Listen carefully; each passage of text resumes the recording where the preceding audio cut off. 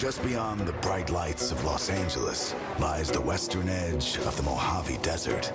I've been down with a broken heart since the day I learned to speak. An endless expanse of hostile landscapes, harsh conditions, and scorching heat that hides an oasis on the other side. Jay Allmendinger wins. There you go. The journey there is dangerous. It demands great focus. Go get him, just keep working him. Strategy. 4 tires going on the jack. Go, go, go. And resiliency. Let's go to work right here. Gonna stay after it. Every mile fuels uncertainty and doubt. But it's those who've made it there will attest.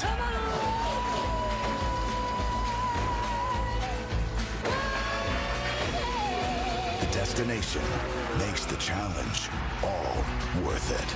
Come on now in that bill. It is week 2 of the West Coast swing, and today we swing over to Sin City, Las Vegas. Every single driver in the field is gambling on themselves today, from the series vet Justin Allgaier to, of course, the most recent Vegas winner, Josh Berry. And what about the old ace? The winningest driver in the series comes out of retirement to try to win in his hometown. The deck is stacked.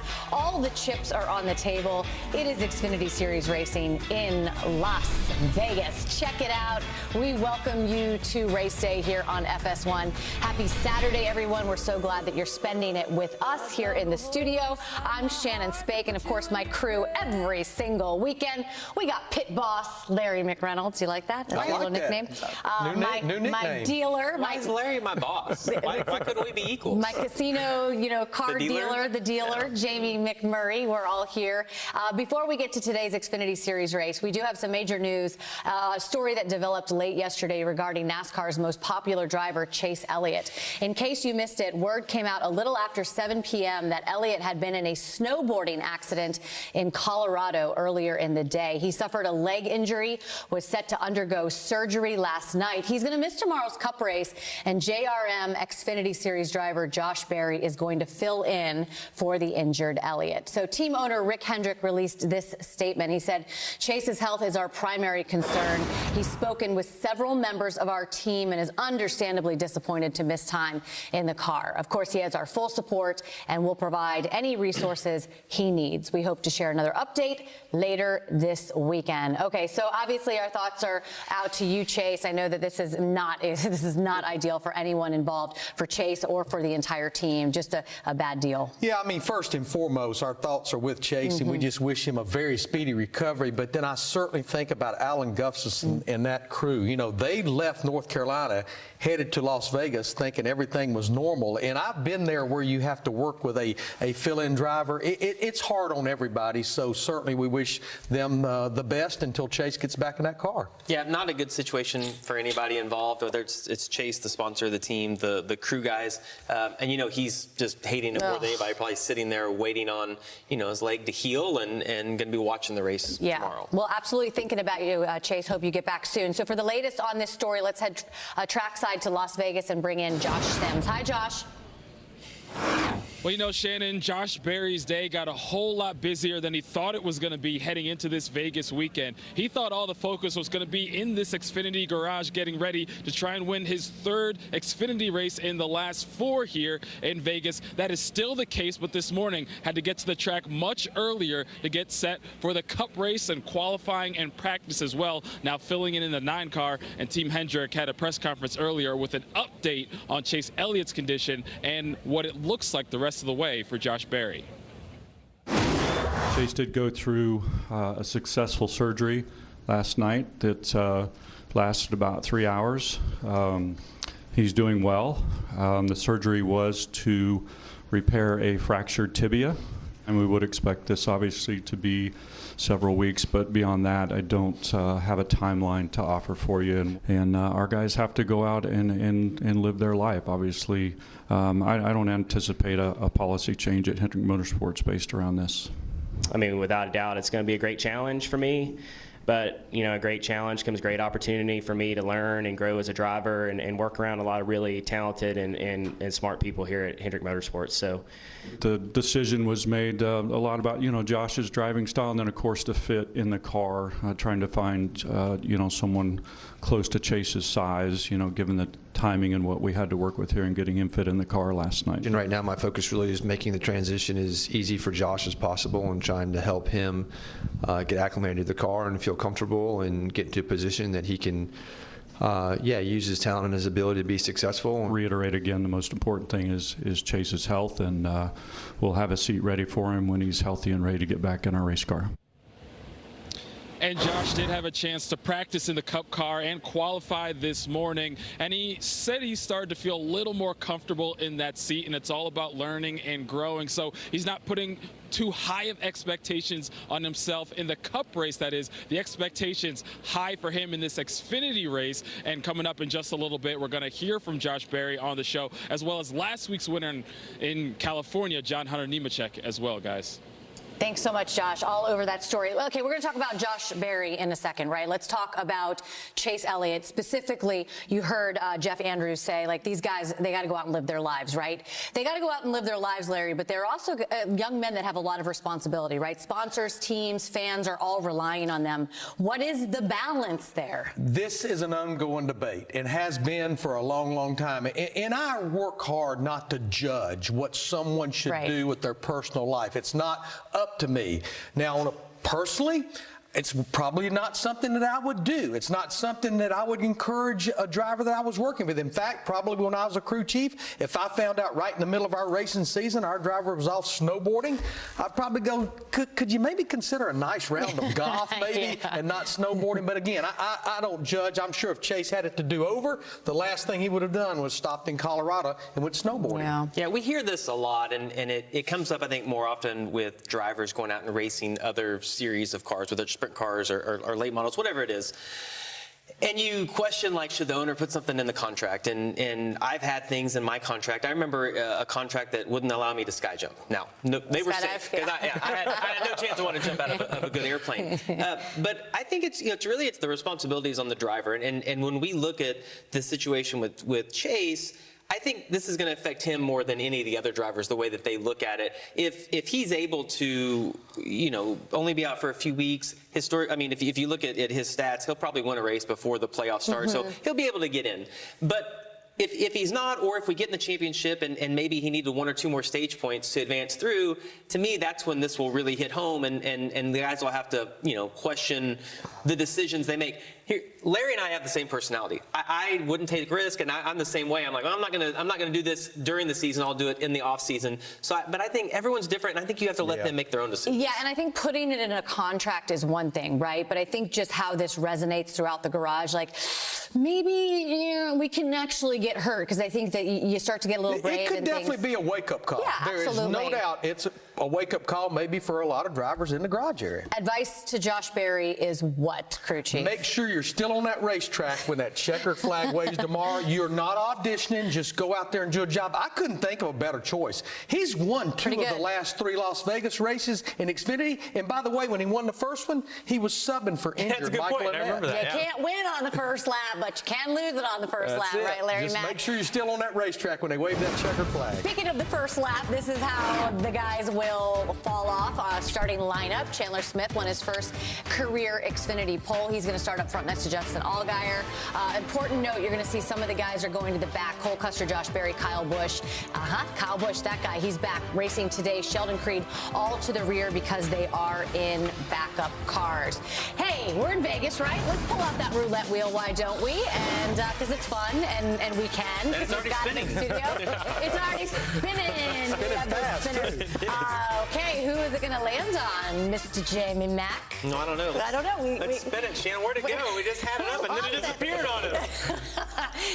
Hey, it happens from time to time. It's Vegas. Things can happen. All right, Justin Allgaier. Yeah, probably one of the safest bets in the field, and especially if you just look at Justin's season so far, finishing the top or third in the first 2 races. He's third in points right now, and when you look at his stats at Las Vegas, he's been as good as anybody. Hasn't got the win yet, but 3 second-place finishes. And to me, Justin Allgaier is just the guy, when we felt those little brackets at the beginning of the year, you just put him in your Final 4. He just hits the ball straight down the middle. 150, straight down the middle. Straight down the middle. All right, we're spinning. We're spinning it again. What do you got, Larry Mack? Who's it going to land on? It's going to land on Chandler Smith, your pole sitter. Well, again, fast every week. He's on the pole. And you think back a year ago, he actually won the Truck Series race at Las Vegas. And guess who he beat? He beat who at that point was his boss, Kyle Busch, and he, you know, you think about it, last week at Fontana, a very tough racetrack. He had never seen the place, only his 5th start in Xfinity Series, and got his first career top 5, finishing 4th. Got some bragging rights if you beat the old boss, huh? Especially if it's Kyle Busch. We're spinning it again. Jamie Mack, you're up, and it's going to land on Parker Kligerman. I like Parker Kligerman. It's a little bit of a rough start to the year. Got obviously involved in a wreck at Daytona, but came back, finished 10th last weekend. And when I look at the way he has performed at Las Vegas, in any series, and the way that this team performed last year, not overly optimistic, but I have a lot of faith in Parker Kligerman. He's qualified well. He's in the top 6 in qualifying. I think he's going to have a really good day. I think we got one more spin in us. What do you think, Larry Mack? I'm ready for one more. Always ready for one more spin. Yeah, always ready. What are you 20? I'm 23 black. That's or 23 red. You got to put it on old 23. Austin Hill. That's who it's on right now. 21, driving that 21 car. What a great start for Austin. The win at Daytona, 6th at Fontana. He's leading the points. He actually has a couple of wins in the Truck Series at Las Vegas Motor Speedway. I know that was my last spin, but on the flip side at Richard Childress Racing, his teammate Sheldon Creed, oh my gosh. What a save. They got to put the shovel down. He does not even have a top 20 finish right now, and he has to go to the rear of the field because, remember, this was treated like a doubleheader. They went to a backup car. He'll start at the rear. Austin Hill is not going to come on our show if we don't fix his face on that wheel. Like I don't know what happened. He got like skinny and like it got weird looking all of a sudden. He's like this in the shot. Have you seen us on those things? Guess who's back? Guess who's back? Back again. That's right. Not Shady. It's Rowdy. Rowdy's back. He's returning to the Xfinity Series for the first time since July 2021. He is going to join us. Plus, we're going to catch up with Josh Berry on his chances for a third Vegas win, filling in for Chase Elliott tomorrow as well. And then Josh Sims is going to ask John Hunter Nemechek about doubling down after last week's win. There he is, John Hunter Nemechek. He's going to join us. Coming up, stick around. Vegas, baby. It is race day, and it's the West Coast swing. We're over on the West Coast. 3 races, 3 different tracks. John Hunter Nemechek won on the 2-mile D-shaped track in Fontana, California. And this week we're hitting the Vegas Strip for the 1.5-miler. And then, of course, it's off to Phoenix, the 1-mile track where we're also going to crown a champ at the end of the season. But, of course, as I mentioned last week, all about car number 20. Live in snowy Southern California. Here we go with a SoCal showdown. John Hunter got a really big jump there on the restart. Has some horsepower. 12 to go. 20's got some pretty good help. 20's going to clear the 7. Nemechek to the lead. He's pushing water. He is. He is, and not much of it. John Hunter Nemechek going to finish the deal and win it. Heck yeah. Thank you, guys. Thank you, Ben. Thank you, Coach. Great job, buddy. Take care of that engine if you can. They did a good job all night, had good speed, and then was able to pull it off. And we're here with last week's winner, John Hunter Nemechek. So we were just looking at that glitz of you winning last week. Obviously, pretty cool to get the first one of the season. But what's it going to take to do that here in Vegas now? Well, we have a really fast Mobil 1 Toyota GR Supra. It was almost as fast as Xfinity 10G yesterday. We had to make a few adjustments overnight, get ourselves a little bit better in race trim, and then we missed qualifying just a little bit, partly on me, but looking forward to the race today. Trying to roll momentum from Fontana last week and getting the first win and having a dominant car, rolling that into Vegas here and running the same car. I feel pretty confident in the piece that we brought. So just give it up to the guys, Ben and everyone at JGR, everyone that works on this 20 team. I'm happy to work with this year and proud to be a part of the Joe Gibbs Racing organization, and hopefully we can continue the trend on, and our worst finish this year is 2nd, so got to keep that up. Thanks, and good luck, John Hunter. Shannon? Thank you so much, Josh. All right, listen, if John Hunter Nemechek's career was like a track, it would be a road course, 100%. I mean, there's just been so many turns and twists and everything, but this recent stretch is looking pretty good. Yeah, you know, I have people, my kid races go-karts, and I have people come to me all the time at the kart track and ask me, like, what's the path to make it to the Cup Series? And it's different for everyone, and Larry and I had this discussion a lot, and John Hunter Nemechek's such a great example of this, because even once he made it to the Truck Series and then the Xfinity Series, if you look at his path, he started with his family's Truck Series team, and you see in 2018, he went over to Ganassi when I was over there, did kind of a part-time schedule. He then had a full-time Xfinity Series ride at GMS. did the Cup Series in 2020, and then has kind of bounced back around. But to me, and he said this on our show last week, he's finally found such a great place with Toyota at Joe Gibbs Racing, and he's in the best car, and he's making the most of that opportunity. So I think he's in a great place. Yeah, I mean, anytime you go to an intermediate track with a Joe Gibbs car, you know you're going to be fast. I mean, you just think about, look at how that 54 ran last year with Ty Gibbs. And John Hunter, when you look at his 3 wins in Xfinity Series, 2 of them has come on a mile and a half. The other came at Fontana. And I know he talked about they missed it a little bit on qualifying, but I'd be willing to bet when they dropped the green flag, that 20 car would be going to front. What a week John Hunter had. He wins Fontana on Sunday night. On Tuesday, he and his wife Taylor announced that they're expecting their second child. Quite a week for John Hunter. Didn't see that. Congratulations to both of them. It's free to pay attention. Yeah, had a rough week. I like that though. Like Larry, I'm glad Larry brought that up, because to me, when you look at his career, he's in a good place personally too now. Yes. Married, has 1 kid, has another child on the way. To me, everything's settled down. He's in the place. And let's not forget, yes, he has the Nemechek last name, but there's a lot of responsibility. Yeah, absolutely, and responsibility that comes in. Sometimes it's harder. Kyle Busch, it's going to be hard to beat him today. Already got 1 win this weekend in the Truck Series, coming out of retirement. We're going to catch up with him. Plus, Josh Berry, he's going to talk about his double-duty weekend, filling in for Chase Elliott tomorrow. All those cars lined up out there. Beautiful day out in Las Vegas. Skies. We do like the blue skies. Ready A little to go. chilly out there, but it's beautiful. Let's go.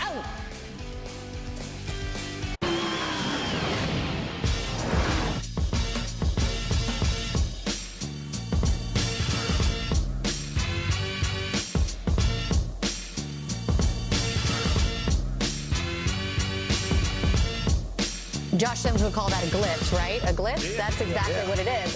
In case you missed it, word came out a little after 7 p.m. Eastern yesterday that Chase Elliott had been in a snowboarding accident in Colorado earlier yesterday. So Elliott suffered a leg injury, was set to undergo surgery last night.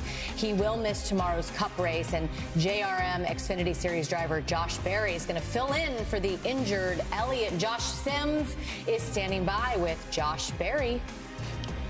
Here with Josh Berry, and of course your weekend just got a whole lot busier with the news that you're filling in now in the 9 car on the Cup side of things for Chase Elliott. So first of all, when you found out, how did you process what was ahead for you? Yeah, it was a lot to process very quickly, but first and foremost, we're thinking about Chase. I mean, that's his group, and he loves that group, and they love him. So I was obviously first and foremost, we want him to get better soon and get back in the race car, but. It just really meant a lot to just get the call to get to go do it. It's a steep learning curve. I'm not gonna lie, that car is obviously a lot different. It's been well documented over the last couple of years, but practice went pretty well. We didn't put down a super fast lap, but those guys have done a good job, and I know they're all going through a lot too right now, trying to process everything as well. So. I feel like we have the potential to have a solid day tomorrow and run all the laps, and really that's all you can ask for. Yeah, and what was the biggest thing you kind of learned in your first time in that next-gen car earlier today? Yeah, it's just, trying to, obviously I had a lot of great prep even in the last 24 hours, but just you got to get out there and feel it, right? The steering's different, the pedals feel different. I mean, it's all just kind of adjusting that. And, I noticed in practice that, the more laps consecutively I ran, the more comfortable I got. So, qualifying was a little bit of a setback there, kind of jumping back in it and trying to maybe go, made a little bit of a mistake getting into one there, kind of more like we would drive one of these cars. So the good thing is it's 400 miles tomorrow. I'm driving for one of the best organizations in NASCAR, if not the best. And, I know these guys, they feel good about what we're doing. They're gonna work hard, and we'll be ready for that tomorrow. Shifting back to the Xfinity side of things, you've won 2 of the last 3 here in Vegas. What's it going to take to make it 3 of the last 4? Yeah, I thought we had a really good practice yesterday. I was really happy with the car. This Bass Pro Shops team has done a great job. Obviously, there's been a lot going on for me the last day. So, but Taylor and this group worked really hard. I think we got a really strong piece for today. We got to go to the back, but some of my best races have been coming from the back, so I'm really not concerned about that. I think we just got to be smart early on. It's a long race. Make it to the end. Work on it if we need to, and capitalize when it comes time. Thanks, and good luck, Josh. Yeah, thanks, Josh. It wasn't that long ago where this guy was just trying to get a ride in the Xfinity Series, and now he's going to be racing on Sunday in that number 9 car. I just love his attitude, right? He's so calm about this whole thing. Just go out and get the job done. Yeah, so there's like 2 people going on through his head, right? There's this Xfinity car, and then there's this Cup car on the side. And I think to me, once today's over, he can go back and really focus on what's going to happen tomorrow. Look at data from Kyle Larson or William Byron, from some of the guys earlier today, and really get a game plan together for tomorrow. Larry and I were discussing this. He wasn't horrible in practice, but then you go out in qualifying and it didn't go well. And that's probably a little bit frustrating for him. But once he gets the Xfinity race out of the way, he can focus on tomorrow. I think we'll find him in a better place tomorrow because the Hendrick cars look pretty good from what I saw so far in practice. Yeah, and he gets that top 5 finish last week in Xfinity Series car at Fontana, and he had a rough Daytona. Of course, he mentioned Taylor Moyer. That's the new crew chief he's working with this year that was with Sam Mayer last year.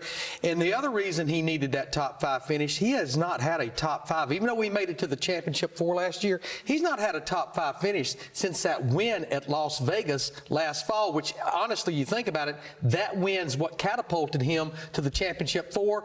But a lot like I mentioned, Sheldon Creed, a lot like Kyle Busch and several others, he's one of those 6 drivers. He's going to have to put those work gloves on because he's going to be starting all the way at the back after going to a backup car. Yeah, the good news, though, for Josh Berry and for all the JRM cars, they're really fast at this type of racetrack. They're good at Vegas, but they've also won the last 5.5-mile tracks. So going to the back, the reason he's confident is because they have really fast cars. He said it, a long race. Yeah, a long race. And, I mean, on Sunday, let's face it, Alan Gustafson, I mean, he's been doing this a really, really long time. If there's one guy good in the guy to pit have on the box. Yeah. It's that guy.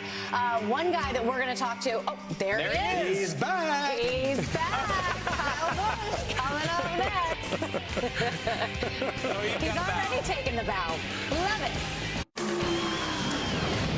Back here on race day, take a look, the 10-car Kaulig Racing. Kyle Busch going to be behind the wheel of that car today after retiring, quote-unquote, from the Xfinity Series in 2021 with 102 wins.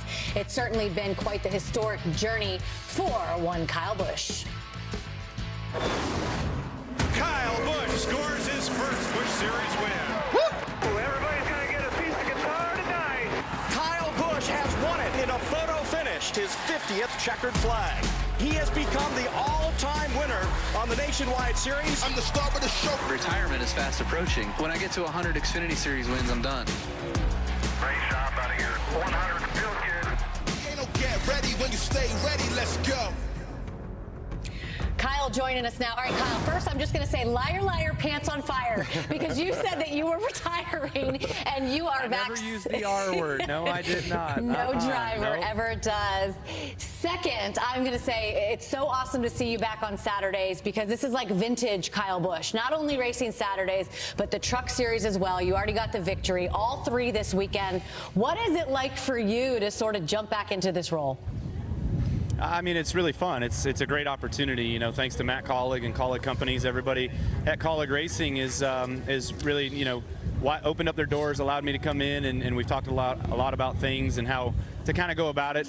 We missed a few conceptual ideas here this weekend coming in with the Xfinity car for Vegas.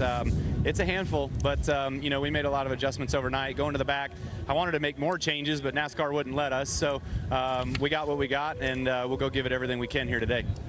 So, Kyle, out of more than curiosity, I did a little digging. It's well documented, 102 Xfinity Series wins. I say with confidence that will never, ever be matched. But with the digging I did, your 37 competitors today, they have a combined total of 59 Xfinity Series wins. Kyle, do you sometimes have to pinch yourself to know what you've accomplished, not only in all of NASCAR, but in that particular series? Yeah, for sure. I mean, you know, it's amazing opportunities that I've had, and all the wins that came from Hendrick Motorsports to JGR, and you know, being a part of all of that over the years and building that program, you know, with Jason Radcliffe and Dave Rogers and all the fantastic people over there. They're a force to be reckoned with every week. They're going to be a force here today. You know, they were last week. So, you know, it's a new chapter here with working with Kaulig and seeing if I'm not able to help the same thing over here on this side of things and make their cars better, make them better to drive, easier to drive, faster, more longevity, all those sorts of things that make a good race car. They've obviously shown they've had really good speed and they've had some wins over the years, but you know, it's to get them to that next level. Hopefully we can achieve that here. Kyle, you obviously have more momentum than anybody else in NASCAR, being able to win the Truck Series race last night. And then also, if we go back to last week, winning the Cup Series race. But did it come as a surprise that you were able to win so early with RCR and only your second race out? Yeah, no, it certainly did. You know, I knew they had fast cars and I knew they had really good stuff, but it's just a matter of being able to put all the pieces together to make it happen. So, you know, Reddick was fast in that car there last year, and we kind of worked on around much of his same setup stuff, but we changed it to kind of fit me. He likes to be a lot freer than I do. And so, you know, working with all of that in the sim and then with Randall, we really didn't have anything to base the start of the race off of. There was no practice, but, you know, we made it all happen through the day. We made good adjustments as the race progressed. I was able to move around the racetrack really well and kind of fight my way through traffic and had a fast car. So that's where it all helps. And so taking that Lucas Oil Camaro to victory lane, you know, second race out on the season, felt really, really good. Wished I could have got Daytona, but you'll take them when you can get them, so glad to get one anyway. You know, every time you mention Kurt or Kyle Busch and you mention Las Vegas, you always hear the bull ring, right? That's obviously where you guys started. I know your son Brexton is racing there this weekend. I want to ask you about it, but first let's take a little look at you guys getting ready for the big race.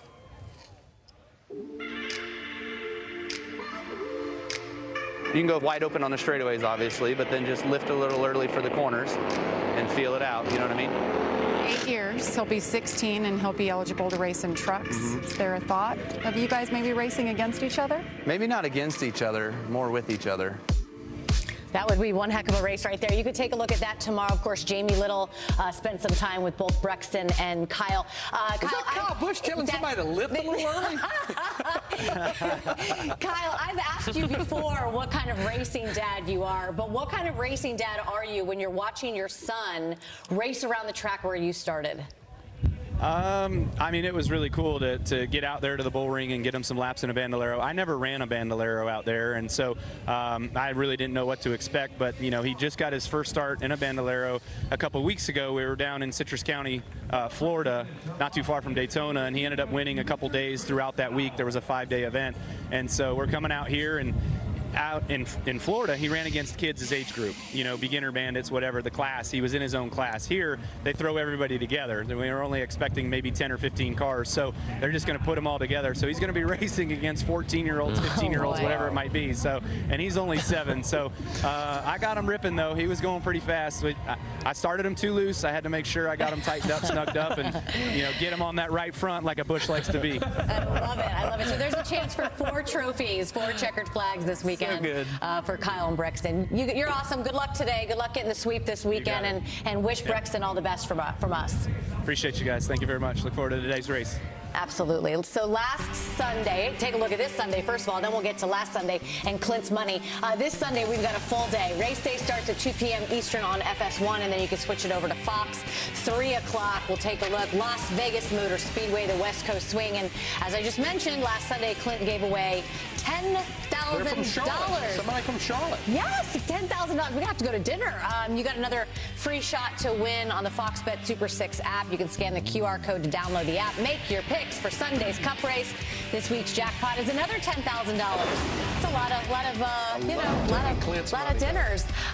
Okay, today, is this the day Tyler Reddick puts a slow start behind him? Josh Sims is going to find that out. Plus, we're going to get to know Riley Herbst and how handling business off track helps him get it done on track. We'll be right back.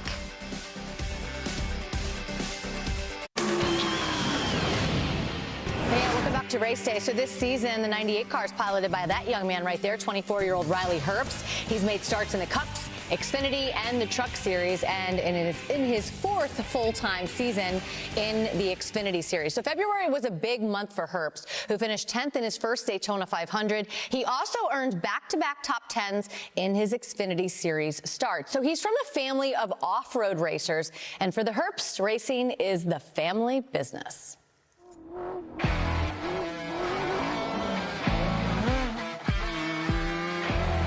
We are in the center of Trailable Herbst Motorsports, the off-road shop that my family has built over the last 10 plus years, even longer than that. So this is a really special place to me and my family. This is kind of where all the off-road trophy trucks, everything is built, manufactured, and prepped. All right, let's go check it out. This is my little cousin Pierce's 6100 or Trophy Truck Spec Truck.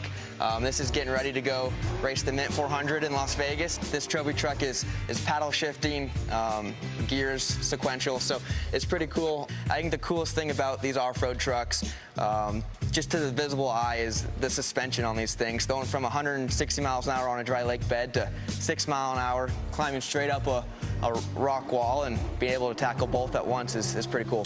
My grandfather got an off-road vehicle in the early 60s, and my dad and uncles, they started racing as well when they were 16 years old, and it kind of just went down the chain. My cousins, they race off-road now as well, and it's kind of the pinnacle of off-road racing. When you want to go win the Baja 1000, want to go win the Mint 400, this is the team to come to, this is the team to race for, so just to be linked to that team is pretty special. The biggest pressure that they ever put on me to go racing was to stay in the off-road ranks and to go try to be a trophy truck champion and be an off-road champion. I had a little bit of pushback when I was a kid, and I wanted to go be like Kurt and Kyle Busch, go be like Jimmy Johnson and go win a NASCAR Cup title. And so they were a little bit curious when I first said that growing up, because look what they've built here at this race shop, beautiful race shop, and I wanted to go out east to Charlotte and go race stock cars. So they're very, very supportive now, but that was kind of the weirdest phase for sure. P10, man, first 500, hell of a job. It was really, really cool to run the Daytona 500 with my best friends, Zane Smith and Noah Gregson. We started racing together at the short tracks in Las Vegas just to see our dreams come true, and to race in the Daytona 500 together is something that I'll never forget. Let's be smart, race hard, but we still want to go after a win. I think the expectations and the pressure for Riley Herbst and the number 98 team are higher than they ever have been. Every single time we go to the racetrack, I know that Stewart-Haas Racing has prepared a really fast Monster Energy Mustang for me, and I love coming home. I love seeing my friends, my family members that I haven't seen in a while, and looking forward to come dominate and get my first checkered flag of the year. I mean, what do you see out of him so far this season? Well, I mean, I know it's early, but the big thing for Riley is that when his career started, he crashed a lot of stuff and didn't have the success he needed. But he's continued to get better every single year. And as I watched that piece, the one thing that I liked is that he could have had a career in racing doing off-road, but he stepped out of that comfort zone and wanted to go do the NASCAR stuff.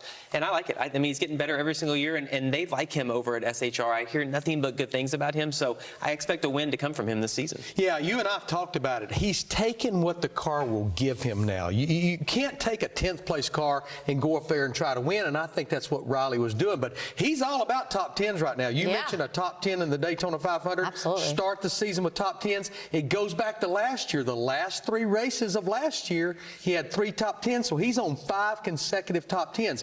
But he just seems like he's confident right now, and he's already said, even just after 2 races, that he is feeling a benefit of having Cole Custer, a veteran of that series, as a teammate. But I will say this, and Riley knows this as good as anyone, this is his 4th full season in Xfinity. You're going to have to seal a deal and go to victory lane. I think it's going to happen, though. I think he's going to win this year. Yeah, he's going the right way. I agree. You know, when you're from Vegas and you're racing in Vegas and you're a hometown boy, well, I mean, you get support from the town, right? I mean, take a look at what Riley, you ever had your face on the side of a building in Joplin, Missouri there? Well, Joplin, Missouri does not have a building that big, first off. What about Birmingham, Alabama there, Larry? There's some That's pretty cool. there, but I've never cool. my face, but that is cool. Sunrise, Florida is not putting up Shannon Spank's mug on the side of a building.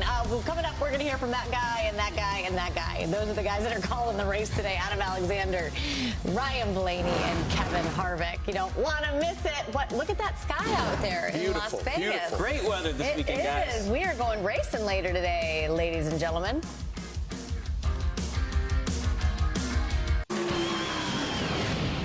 It's race day. It's Las Vegas.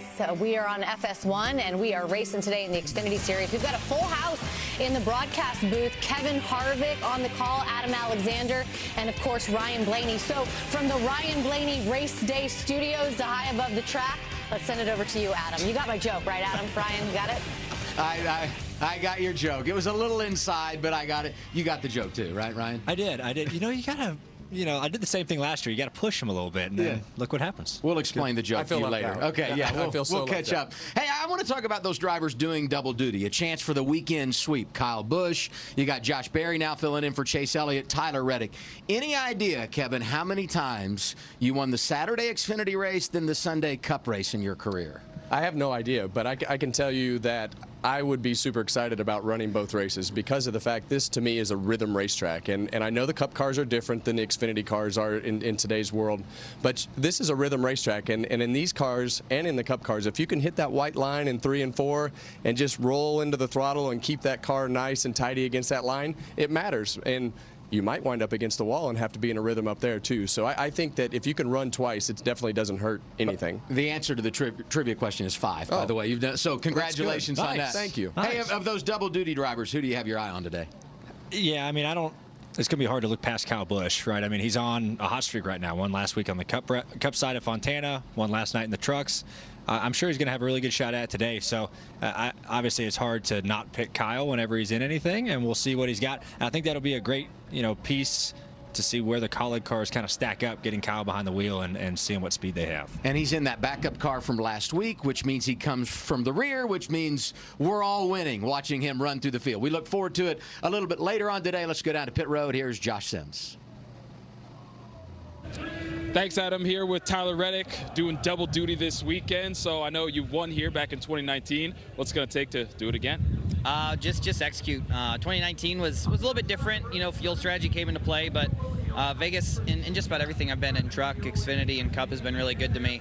But yeah, I've got a new adventure here with Toyota, and getting to run some races with Sam Hunt Racing has been fun, and it's been really great getting to have Gear Wrench on the car and get to know them. So we'll look forward. Obviously, just want to survive a little bit longer in the race than last week without getting damage. Just see how our car drives here in the race. We made some good changes towards the end of practice that were hard to really feel out on the cycle tires, but I have confidence that it was the right direction for us. Thanks and good luck, Tyler.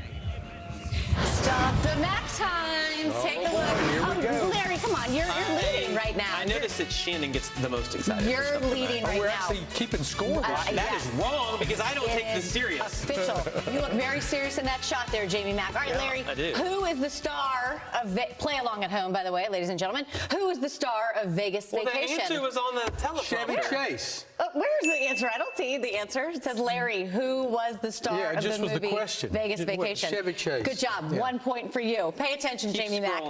Vegas. How many numbers are on the roulette wheel, Jamie Mack? 36. I don't know. Is that your final answer? That's it. That was a good face there. 38. I was pretty good guess, That was a pretty good guess. Very good. I'll give him a half a point. Half a point? No, we don't give half a point. Larry, who won the first ever race for Junior Motorsports? The first ever race, like not Vegas, but the first. Well, I mean, it was at Vegas. Can I answer for Kevin Junior, Harvick? for Junior. Kevin Harvick? Junior. It wasn't. It was Mark Martin. It was at Vegas. Is that right, producer John Morris? Okay, good. 2008. So you don't get half either. Larry, she doesn't know the answers either. This is not good. We're just winging it, ladies and gentlemen. Jamie, who was the last driver to sweep the Xfinity and the Cup Series races in Las Vegas? Just take a guess. Mark Martin. It was not Mark Martin. It was Brad Keselowski. Mark Martin's normally the answer to all the questions. We don't even need the tiebreaker, but I'll give it to you anyways if I could find it. Well, then why'd you make me guess so quick? I could have had a little time to process that. Don't make me laugh. My stomach hurts. Lord. Jamie Mack, you want to be down there with those people right there. That's cool. Start finish line. Party in the infield. Ear protection. Aw, hey, buddy. Las Vegas Motor Speedway, we love it. We love it so much. It's such a great race, and we're going to go racing out there in the Xfinity Series. Race number 3 of the 2023 season. Guys are getting ready to hit their race cars. There's Sammy Smith, back-to-back ARCA East champion, 2021-22. Led 14 laps last week, but got caught up in an accident. Has finished 19th in these first 2 races of 2023. Well, you see the crutches right there for Daniel Hemrick. He's still limping around on that, but says it doesn't bother him in the car. This is a great track for him this Shannon. He's been 8th or better in his last 5 Las Vegas races. It is the left leg, ladies and gentlemen. Take a look. Sam Mayer came so close last week, finished 2nd at Fontana, a best finish of 7th at Las Vegas, but he has finished in the top 10 the last 4 races on mile-and-a-half racetracks. And the best view of anybody today to start this race is Chandler Smith. Got his best Xfinity Series finish last week in 4th at Fontana. And Larry mentioned it earlier in the show, beat Kyle Busch here last month for a truck win. You ready to make some picks? Some race picks? All right, Jamie going first. What do you got? I mean, it's a no-brainer, Yeah. Shannon. I Jamie mean, who the got hell to you go think I'm going to first pick? in I'm our going to. meeting, so- They're like, Jamie, you get to go first. I'm like, well, I'll take Kyle Busch. I don't even have to look anything up. He's the winningest Xfinity guy in history. And he's coming from the back, and so is my guy. He's doing double duty. Josh Berry is going to get his 3rd Vegas win today. I mean, I had to go last in the production meeting, as you can tell, because these guys got because you were the last to join the meeting. Well, I was not. Justin Allgaier, I'm going to go with him. He's had 3 runner-up finishes. I don't know what the beeping in my head is. Hope that Jamie and I driving the bus, backing over they you. backed up over me. Got it. It's time to go trackside to get ready for the Xfinity Series race out at Las Vegas. So let's head there for opening ceremonies. We ask that you please rise if you're able and remove your hats as the Nellis Air Force Base Honor Guard presents our nation's colors. And please remain standing as MRO Chaplain Billy Malden offers today's invocation. Heavenly Father, we rise up to recognize your presence in our lives. And thank you, Lord, as we are ready today to enjoy a great day of racing. We ask you to be with our drivers, teams, officials. Watch over everybody. Give them a safe day of racing. Father, as always, we want to remember the men and women of our armed forces, as well as first responders. They're guarding and protecting the liberty that we're enjoying right now. So we ask you to be with them and be with their families. Father, may your peace and your presence surround us all. It's in your holy name we pray. Amen. And here to perform our national anthem, please welcome recording artist and season 19 contestant on NBC's The Voice, Marissa Corvo. Oh, say, can you see by the dawn's early light what so proudly we hailed at the twilight's last gleaming, whose broad stripes and bright stars through the perilous fight o'er the ramparts we watched were so gallantly streaming, and the rockets regular, the bombs bursting in gave proof through the night that our flag was still there. Oh, say, does that star-spangled banner yet wave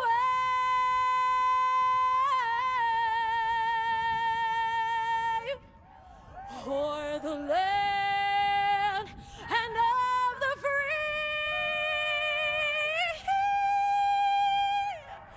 and the home of the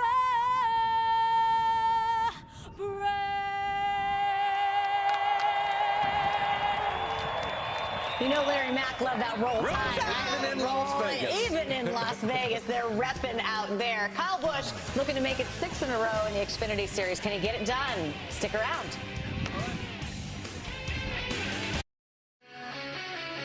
Sin City. We're getting ready to roll the dice in Vegas. Who doesn't like to have a little fun? We know this guy does. But he's not the only driver in the field looking to hit the jackpot today. Show me the money. As the rest of the Xfinity drivers look for their number to hit. It's Vegas, baby. With one roll of the dice, you can turn hope into belief. This is the NASCAR Xfinity Series on FS1. Fox NASCAR live in Las Vegas, Nevada. Las Vegas Motor Speedway playing host to the NASCAR Xfinity Series. It's the third race in 2023. When we come back here in October, we'll be racing in the playoffs. And all the stars are out in the booth today. Ryan Blaney is here for a third consecutive week after enduring the rain last week in California and the snow. And the 2014 Cup champion Kevin Harvick is in the house as well, making his first appearance of 2023. Welcome in, everybody. I'm Adam Alexander. So here we go in Las Vegas. You and I together last week in California. Now, I know that track is bigger and wider. I would anticipate, though, the racing going to be just as good here today. It will be, you know, and this place, every place has its own unique characteristics, right? But, you know, here I always look at the wind, and we saw it a little bit on the pre-race during the anthem. You saw the big flag in the back, how bad it's gusting, right? And it's straight down the backstretch. So that's going to be a big factor today. The spotters on the roof are probably going to have to tell the drivers constantly throughout the race, okay, did it move directions? Is it gusting harder? Just because that's something you have to factor in. Well, I think when you look at that flag, I think you saw the effect that it had in Cup qualifying. It literally changed in the middle of the last round, and as that changed, cars that were trying to run wide open through 3 and 4 all of a sudden lost the nose. So turns 3 and 4, to me, you have a couple choices. I think the middle will be there as we go through the beginning of the race until it rubbers up, and then it'll probably be no man's land after the restart when the rubber gets back down. So you're going to have to either be all the way on the white line or all the way against the fence. You guys are talking about the wind. A storm is brewing today. Kyle Busch back in the NASCAR Xfinity Series for the first time in a couple of years. We know how good he is. What does he bring to the table today? Well, I think that the biggest thing that Kyle brings to the table is experience, and he's not going to be shy about telling you that your car isn't good or if it is good. So Kyle Busch will give you great feedback. He's the all-time wins leader. Can he get it done today? We'll find out shortly. Now let's get the command. And now, race fans, for the most famous words in motorsports, please welcome Senior Vice President of Marketing and Communications for Richard Childress Racing, Jennifer White. On behalf of Alsco and Richard Childress Racing, drivers, start your engines!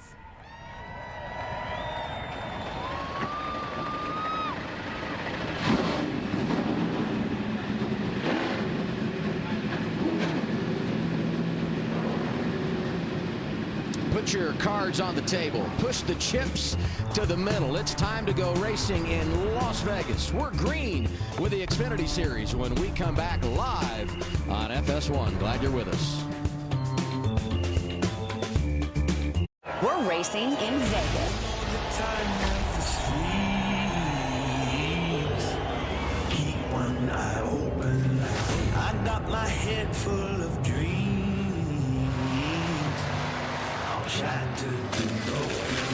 We are going green in Las Vegas. Something's got to give. Gotta give a little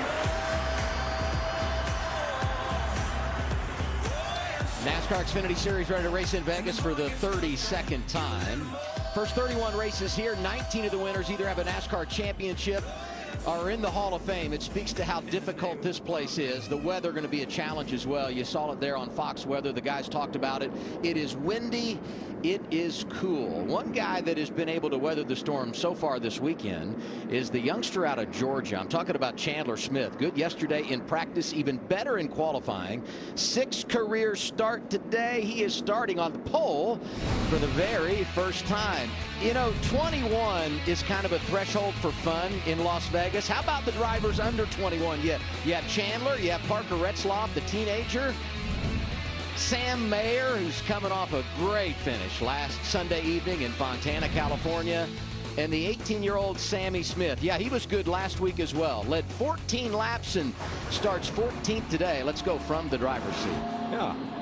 Hey, Sammy Smith, Ryan Blaney, Kevin Harvick, Adam Alexander in the Fox booth. You got me? Yeah, I got you guys. All right, well, you put on a great show last week at Fontana.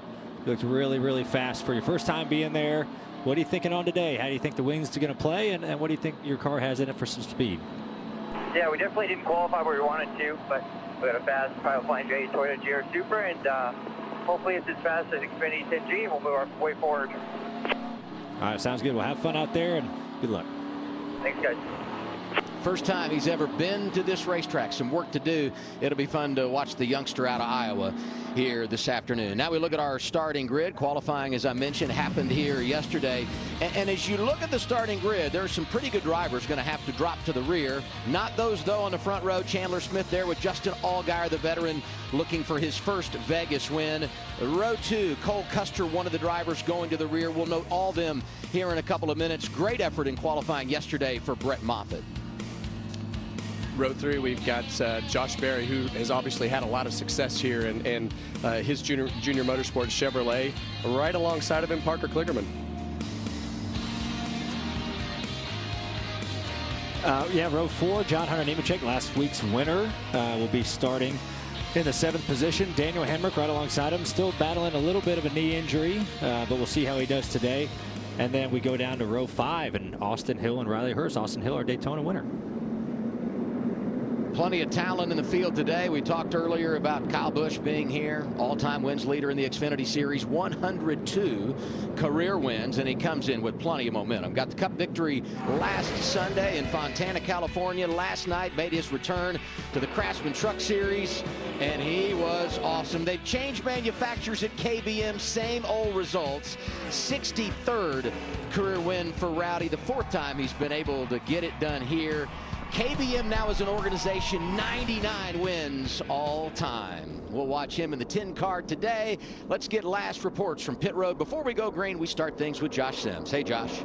Well, Adam, as you saw, Kyle Busch got that win here in the Truck Series at his home track last night. Felt great about his truck going into that race. Wish you could say he felt as high on his number 10 Chevy heading into this race. They had some issues in practice yesterday. Said he fired up just way too free. Then a tire went down. He said they're going to be working on this car all race long to get it exactly where they need it to be. He's also going to have to start from the back of the field. But if anybody can make their way to the front, it is Kyle Busch, who's riding a 5-race win streak in the Xfinity Series and has a couple wins here in Vegas. Regan?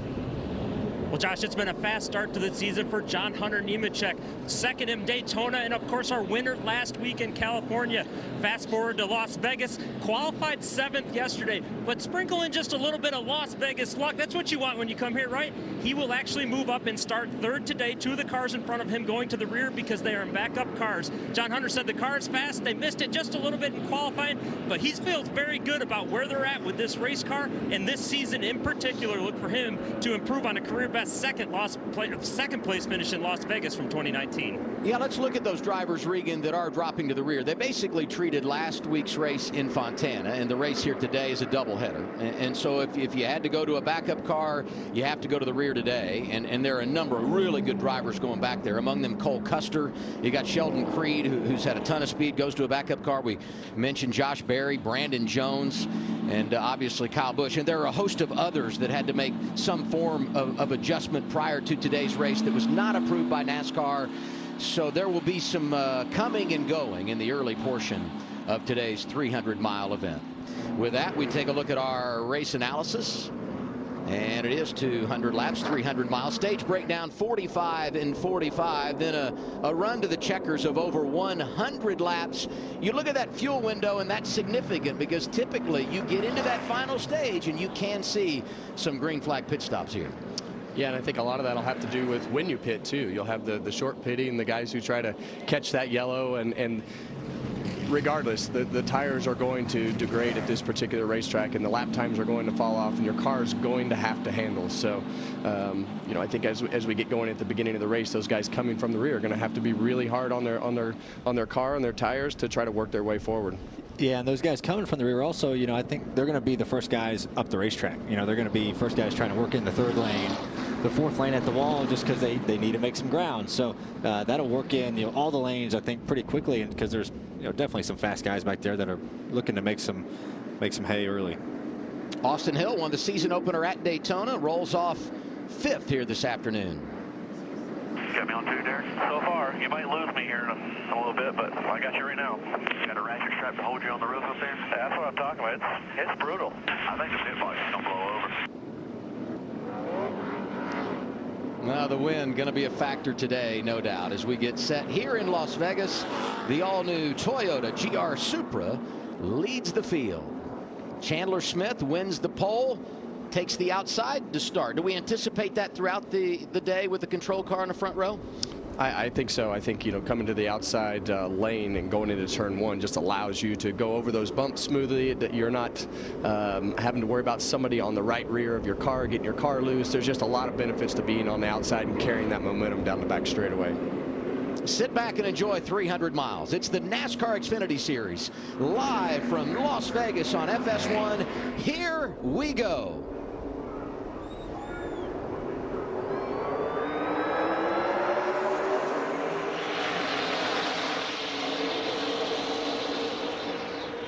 Already 4 wide for a moment, and one, these guys are ready to go today, and they were able to sort it out. We're still 3 wide,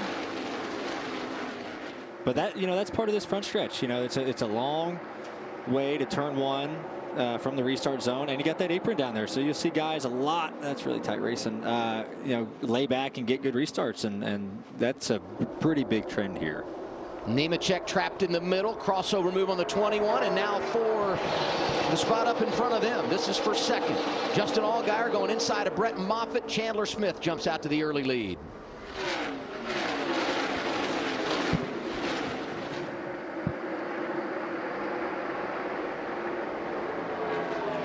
Really impressed with Brett Moffitt and his particular team, and I think Brett's kind of he kind of gets lost in the shuffle sometimes, but it seems like he always pops up, and he always, no matter what he's driving, can find a way to be competitive. So it's great to see him up front.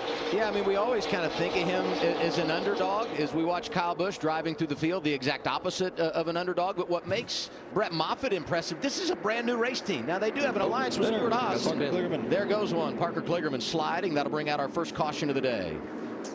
And that might be a trend that picks up off the spring race here a year ago. We had 11 cautions in the spring, only 3 in the fall, and 2 of those were for stage in. So hopefully we can find our rhythm here early. We always talk about the Xfinity guys having very limited tires. If you have an early spin like this, it already puts you in the hole. This seems to be he might have got some help. Nemechek in the 20 and a little bit of a kiss. Yeah, and I just wonder how much John Hunter was a little bit frustrated by the beginning laps over there when he felt like Parker might have squeezed him in the middle over here in 3 and 4. So Kligerman running full time in the 48 for Big Machine and didn't have the finish he wanted at Daytona.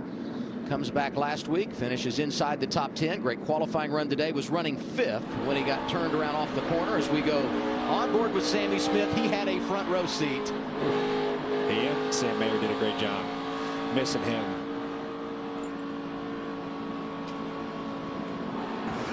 Don't anticipate any pit stops with a caution this early, so we'll step aside. 4 laps in, Chandler Smith leading Allgaier, Moffitt, Hill, and Hemrick. We're live in Vegas. Getting set for the restart here in Las Vegas. You see we have some big movers early. These are the drivers that started in the rear. This caution, huge for them to close that gap, Kevin. Yeah, well, a lot of people don't really realize this is a game of time, and we always talk about how hard our cars are to pass sometimes and this and that. But when you can get that, when you start in the back and you can get a caution and you can close that distance back up and have another restart to get another chunk of them right on the restart while you're close to the leader, you can stay closer to the leader. So huge gift for those guys in closing that gap up early.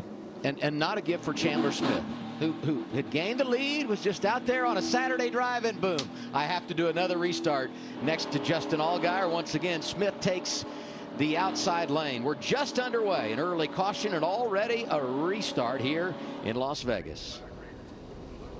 I'm sure it'll be calm. They always are here, right?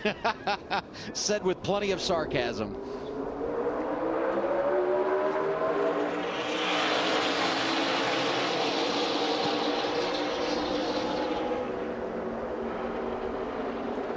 Well, Nemechek kind of getting in the middle there again. Riley Herbst in the 98 trying to get to his outside. Moffitt falling back. Allgaier looks good in the inside lane. Allgaier just about had the 16 clear off of 2, and he was able to drag him back to 16 was. And now Allgaier was kind of in a tough spot. He didn't have a lot of forward momentum going into 3, and he was kind of losing ground. And the 16 did a great job of sending it in there and being able to clear again for the lead. How big is this, Kevin? Young driver learning through experience early and doing it with success in Chandler Smith. Well, you have to take those reps and coming to the green flag and doing the restarts and being able to know how much throttle to put down and where to put your car on the racetrack. In order to learn it, you have to do it. But I can tell you there's a lot of young guys that have had success, but Chandler Smith is actually in that position to get those reps. And so that's hard to do in itself. So he's doing a great job against an old pro behind him in Justin Allgaier. You know who the old pro is here? Josh Berry. I mean, Brett Moffitt's getting used up. I'm sorry. Brett Moffitt's getting used up the last lap or so. He had 98 all over his left rear quarter panel the lap before, lost a couple spots. Just then, he about hit the wall again with the 98 all over his rear bumper. So he's had his hands full. But yes, Josh Berry's doing a good job coming from the back. Hey, and so is Sammy Smith. Yeah. You know, he qualified 14th. They weren't happy with that, but here he is in the top 10. And there is the aforementioned Josh Berry, already knocking on the door of the top 10, racing Tyler Reddick in the 24. And we've seen the junior motorsports cars be fast here. You know, I mean, I feel like the last few years they've been really good and contending for the win and always being in it and winning a handful of those races as well. So I would look to see, you know, those guys will be really strong, especially Berry and Mayer coming from the back and already making the gains that they've made. That shows that those cars are really fast. Talk about junior motorsports. Joe Gibbs Racing been good here as well. Won this race a season ago with Ty Gibbs. See Parker Kligerman shoot by on the outside there. Yeah, he made a pit stop, got the tires, and trying to rally back from that early spin. You know, the bad thing was when he spun, it was lap 3. So those guys didn't really have any laps. So it's not like he's at a big tire advantage right now. He's on stickers, but it's not like if these guys had 20 laps, then he could maybe make up for what happened. So it's going to be a lot harder here. How about that pole sitter, Regan?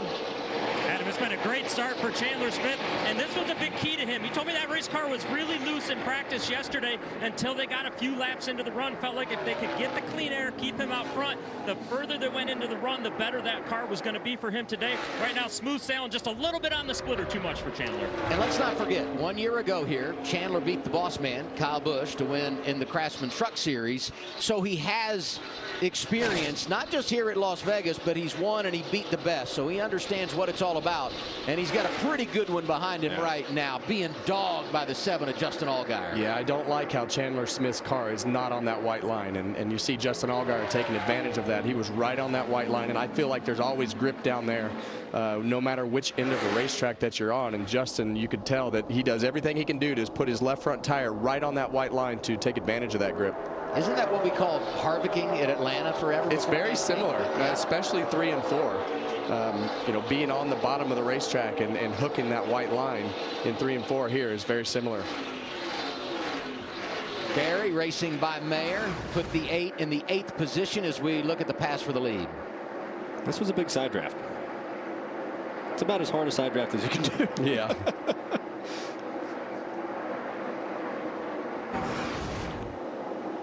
Yeah, I'm curious to see if, Chandler got passed by Justin. Justin really hasn't pulled away from him.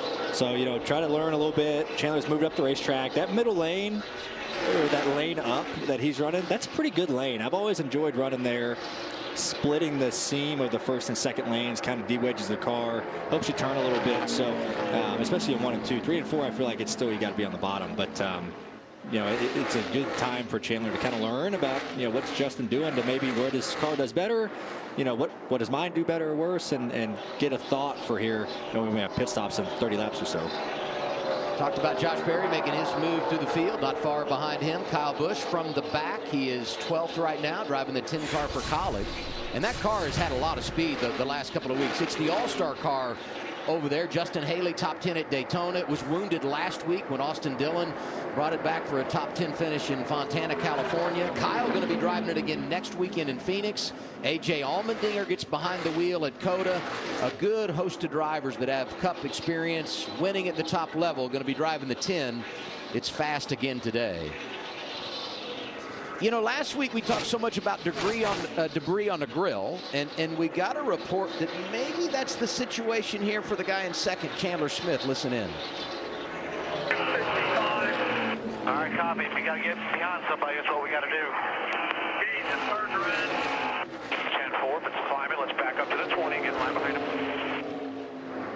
How hard is it to do that? I've always thought that was a tough thing to do. Well, it depends on how fast the temperature is going up. And you know, if the engine won't run and you let it go too far and it starts spraying water out of the thing, then you're in big trouble. So sometimes you have to minimize the damage, and you have to be smart about taking care of the car and doing what you have to do. So it just depends on how fast those temps are going up as to how desperate he is. Kyle Busch up to 11th now, Josh, as we get a pass for second.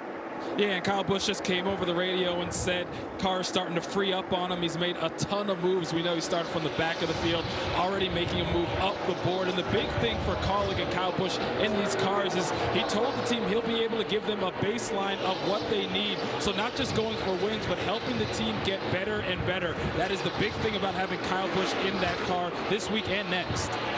And he will give an honest evaluation, right? I mean, he is not going to short anybody on his knowledge. And, you know, we look up in front of him, second place right now, John Hunter Nemechek. Nice move he made to get around Chandler Smith.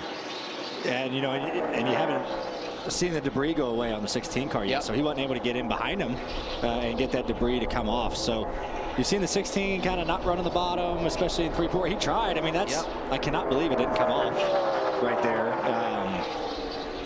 But yeah, he's still got that issue. I mean, if the temperature's still rising, he's still got trash. He needs to try it again. Well, the tough thing is, I mean, you got 25 laps to go in this stage. I mean, we might get another caution between now and then, but if you don't, that's a long way to go if that thing's heating up. For 11th, Moffitt and Tyler Reddick. Reddick's someone I think is going to be at the wall before anybody else. It's just kind of the way he is, and always searching around. You saw Kyle Busch start running the third lane or so in 3 and 4. You see Reddick up there, and I expect this track to widen out here to where they get up in that top lane before too long. And it's another reason that I love this particular series. Tyler Reddick and another team that can use his feedback, and we saw Richard Childress Racing do that last year with the 48 car and Tyler Reddick, and trying to get his feedback on where the car was. So Cup drivers, you know, they race a lot and they've had a lot of experience, and they can give that valuable feedback as to what you need to work on for the team. Austin Hill by Chandler Smith for third, and now the top spot on the line. John Hunter Nemechek, quiet early, working his way through the field, and he will take over the top spot inside of Justin Allgaier. The man that won last week is now on point in Las Vegas. The 20 car serving notice early this year. We came to play. Well, these are strong racetracks for those Joe Gibbs Racing cars, and when you come to Las Vegas Motor Speedway in the Xfinity Series, for a long time, it's, you know, those guys have made a lot of speed, especially on the long runs. Yeah, as they get going. That's something that's always stood out to me between their cars. You know, here, Fontana, their long run speed is just unbelievable, and it's definitely shown today. He just slowly picked away at the 7 car and looking to drive away. Halfway home in stage 1, John Hunter Nemechek, the new leader. Third different driver to be out front today. It's good to have you with us. Fox NASCAR from Las Vegas.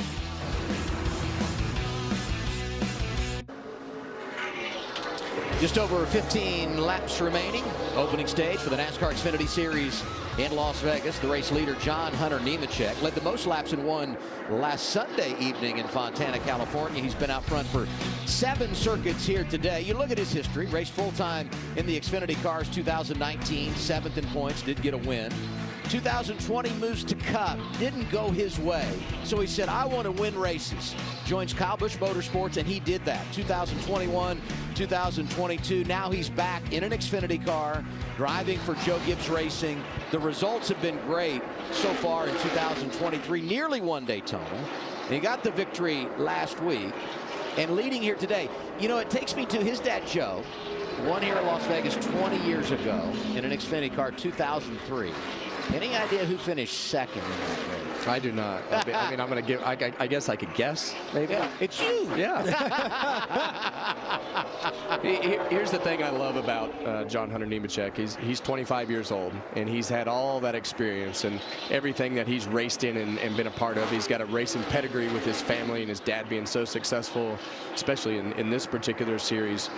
But the thing that I love about what Toyota does with their young drivers is they're so loyal. loyal to them, and they bring them up and they give them time and they push them all the way through the trucks and Xfinity Series. And you've seen all the things that changed with Kyle, going from Toyota to Chevrolet, and all the different opportunities that the two manufacturers created in order to have this competition that's brewing this year amongst the two of them, with all the changes in the drivers.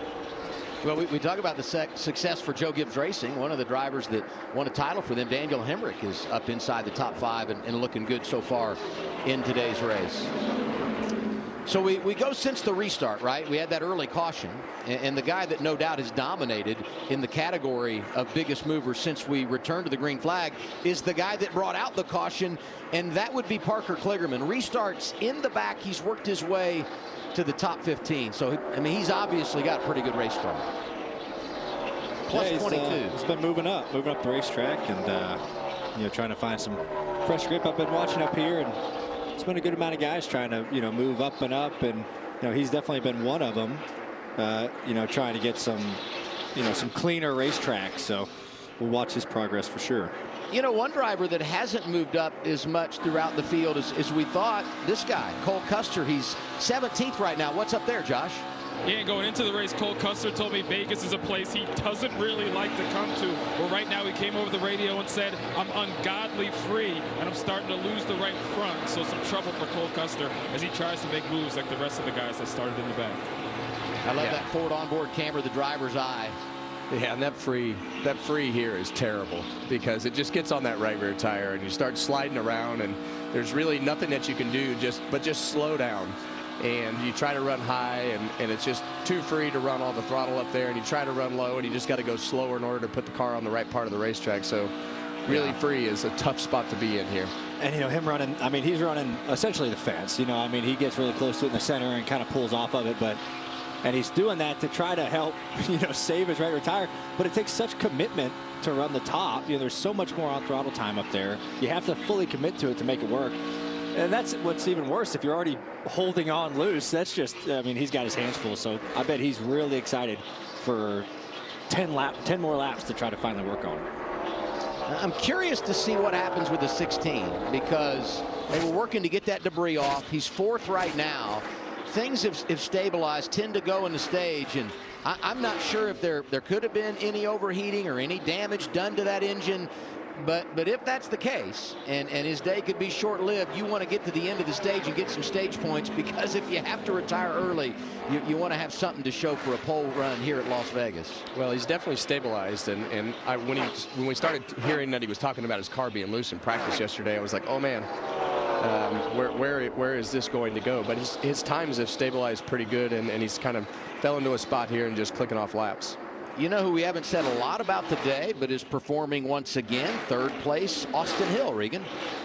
Adam, great start for Austin Hill, and a lot of speed in the middle to the end of this run out of that 21 car. That is something this team focused on coming here this weekend. They had highlighted not only last week at California, but going back to last season, they felt like their speed was too much on the front side of runs. Changed some stuff up for today to try and transition where the speed and the runs were to being later on older tires, and it's working right now. Just a little too tight in turns 3 and 4 when he's behind guys right now. Yeah, you know, I mean, these top 3 guys, Nemechek, Allgaier, and Hill, I mean, they've separated themselves from the field by a long ways. I mean, there's almost 6 seconds in front of 4th. And, you know, the 20, he hasn't really pulled away. He's starting to kind of gain a little bit of a gap here. But these 3 cars, for sure, early are establishing themselves as the best 3 right now. And really, not just today, but this season. I mean, we gave the numbers for Nemechek. Austin Hill wins Daytona, 6 last week, a pair of 3rds for Justin Allgaier. I feel like every year we work ourselves into the big 3 in the Xfinity Series. I know that might be premature, but those 3 certainly doing it not just today, but on the balance of the season. As Sammy Smith tries to get by Josh Berry here, that's the battle for 7. This has been a heck of a battle between Sammy Smith, Josh Berry, and Kyle Busch is creeping into this picture as well. So this might be a case where, you know, Josh kind of moved up early and his stuff might be hurting a little bit, having to come from the back. He went up there and passed the 18, and then the 18 just passed him back. So his car might be fading a little bit, and Kyle Busch's car seems to be the best over the long run out of the guys who had to come from the back. He passed the 1, he's about to pass the 8. There's Busch inside of Berry. Two drivers that will run Saturday and Sunday this weekend. Berry filling in for Chase Elliott tomorrow. Kyle Busch doing the triple and trying to sweep the triple weekend for the third time in his career. Did it 2010, 2017 at Bristol, winning trucks, Xfinity, and Cup. He won in the Craftsman Truck Series last night live on FS1. You know, we were talking about Cole Custer and his struggles today. How about his teammate, the hometown hero, Riley Herbst, is fifth, and as good a run as we've seen him have here at Las Vegas. This has not been one of his better tracks, but he's performing this afternoon. Well, he puts a lot of pressure on himself to run well here, growing up here, and obviously, you know, with Monster on the car and the family business and everything that they have in Las Vegas, you know, it can be a difficult thing to manage because of the fact that you have so many things different throughout the weekend than you would on a normal race weekend with all the people around. So Riley's done a good job, qualified decent. I think last year he spun out in qualifying and had to work his way from the back, and this year just a steady start, and he's doing a great job. And one of 4 drivers to record a top 10 in both races this year. We talked about the 3 guys up front. Riley Herbst on that list as well. Down to 3 laps to go, stage 1. There we go. Austin Hill finally got to the inside of the 7. It's a tough pass to complete down on the very bottom, especially with laps under tires in 1 and 2.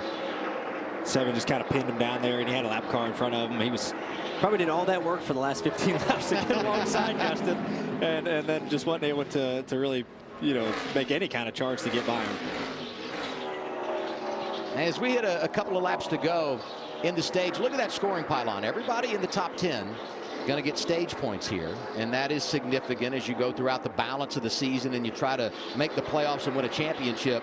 A number of guys that started in the rear now have put themselves in a spot to get points. Shelton Creed in a backup car is up to 9th. We've talked about Josh Berry, so a really good job by those drivers to maximize the early stint of this race. Well, I think it's at that point of the run where Sheldon can move up the racetrack, and he does a really good job when he can run that high line. He's found the groove that works for him at the top. Final lap, stage 1. I know the 20 car, you know, he looked the best, you know, got the lead, drove away. Really curious to see where the 10 is going to be, where the 8, the 1, you know, where they're going to be, having to come from the back, use up a lot of their tires, right? I mean, using your tires up like crazy. So it'd be nice to get a reset here, get some new tires on, and get some adjustments, and see if they can put anything, you know, kind of charge for this 20, because he's stage 1, dominant car. Nemechek second at Daytona, wins California, and wins the opening stage here at Las Vegas. His first stage victory of the year, and his first in Sin City. Allgaier comes through in second. Austin Hill is third. Our pole sitter Chandler Smith fourth in stage 1. Riley Herbst gets 6 points for finishing 5th. Other drivers getting points: Hemrick, Sammy Smith, Sheldon Creed, Josh Berry doing it from the back. Nemechek strong early in Vegas. Tonight it's primetime hoops on Fox. Catch Big East Player of the Year favorite Adam Sanogo as he leads 14th ranked UConn in a conference battle against Villanova. It all tips off 7 Eastern on Fox. I know who Josh Sims is rooting for. Yeah, go Wildcats, right, Josh? Come on, give me a little. There you go. We had to do it to you. All right, pit stops coming here. See if John Hunter Nemechek can deliver after leading 25 laps in the opening stage. And this is where you can really make a difference. Scheduled stops into stage 1. Here they are, Josh. Yeah, and let's start with the 8 of Josh Berry, a 2-time winner here at Vegas. Started 31st in this race, has worked his way up into the top 10, saying he was getting just a little too tight, so they're going to make an adjustment to free him up. Moving on to the 10 of Kyle Busch, also a guy that's been free all weekend long, still a little too free, so they're going to help him out with a track bar adjustment. Regan. And Justin Allgaier in the 7 car, very steady at the start of this race right now. At the end of the run, though, too tight across the front end. And the 20 car, John Hunter Nemechek, struggling to hold the lines in turns 1 and 2 as much as he wants to, meaning he can't keep it down on the line for the corner exit. In the middle of the corner, he loses the front too much. Race off pit road. And this time it's going to go to Austin Hill at number 1 pit stall. You pick pits based on where you qualify the week before, +2 for Hill. Nemechek and Allgaier lose a spot, and a tire in the infield grass is not going to be good for someone. Kyle Busch +3, so great effort by the Colleague team on pit road.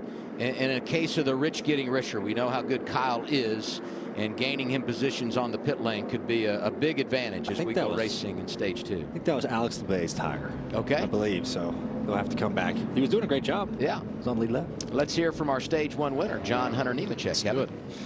Hey, John Hunter, Kevin Harvick up in the Fox booth. Looks like your car is pretty good out there. I love the way that it wraps that line all the way across the bottom in 3 and 4. What do you think, and what can you do better?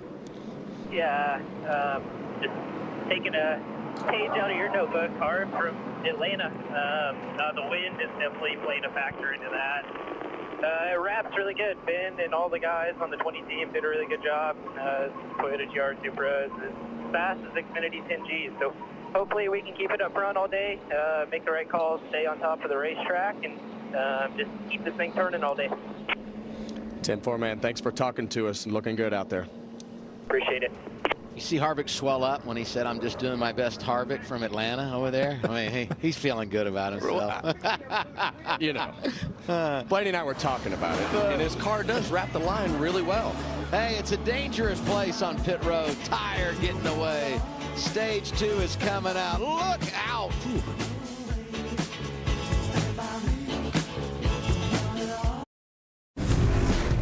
Something people would be surprised to know about me is I used to play, when I was in the single digits age, electric guitar for a Kiss cover band, full makeup. Believe it or not. I was like 8 years old, rocking it. I went to high school with Taylor Swift. That's a good one. I wouldn't call myself a Swiftie, but I mean, I don't mind her. I'm okay with it. Some people might be surprised that I actually pole vaulted in high school. Pretty much just did it to get out of PE, but it was a cool thing to do. There is so much to unpack there. I don't even know where to start. I don't know what's more impressive, the pole vaulting or the full makeup Kiss cover band. Well, Josh Berry didn't know about Taylor Swift. He does know about Taylor Swift because he knew that they were called Swifties. So that's true. There's a little more there. I wonder if she wrote a song about him. I wonder if one of her songs is about like Josh Berry in high school. Yeah. We mentioned off the top, number of drivers and backup cars had to drop to the rear. One of those was Cole Custer, Josh Berry on that list as well. And you can see their progress today. Best of the bunch, Kyle Busch at +29.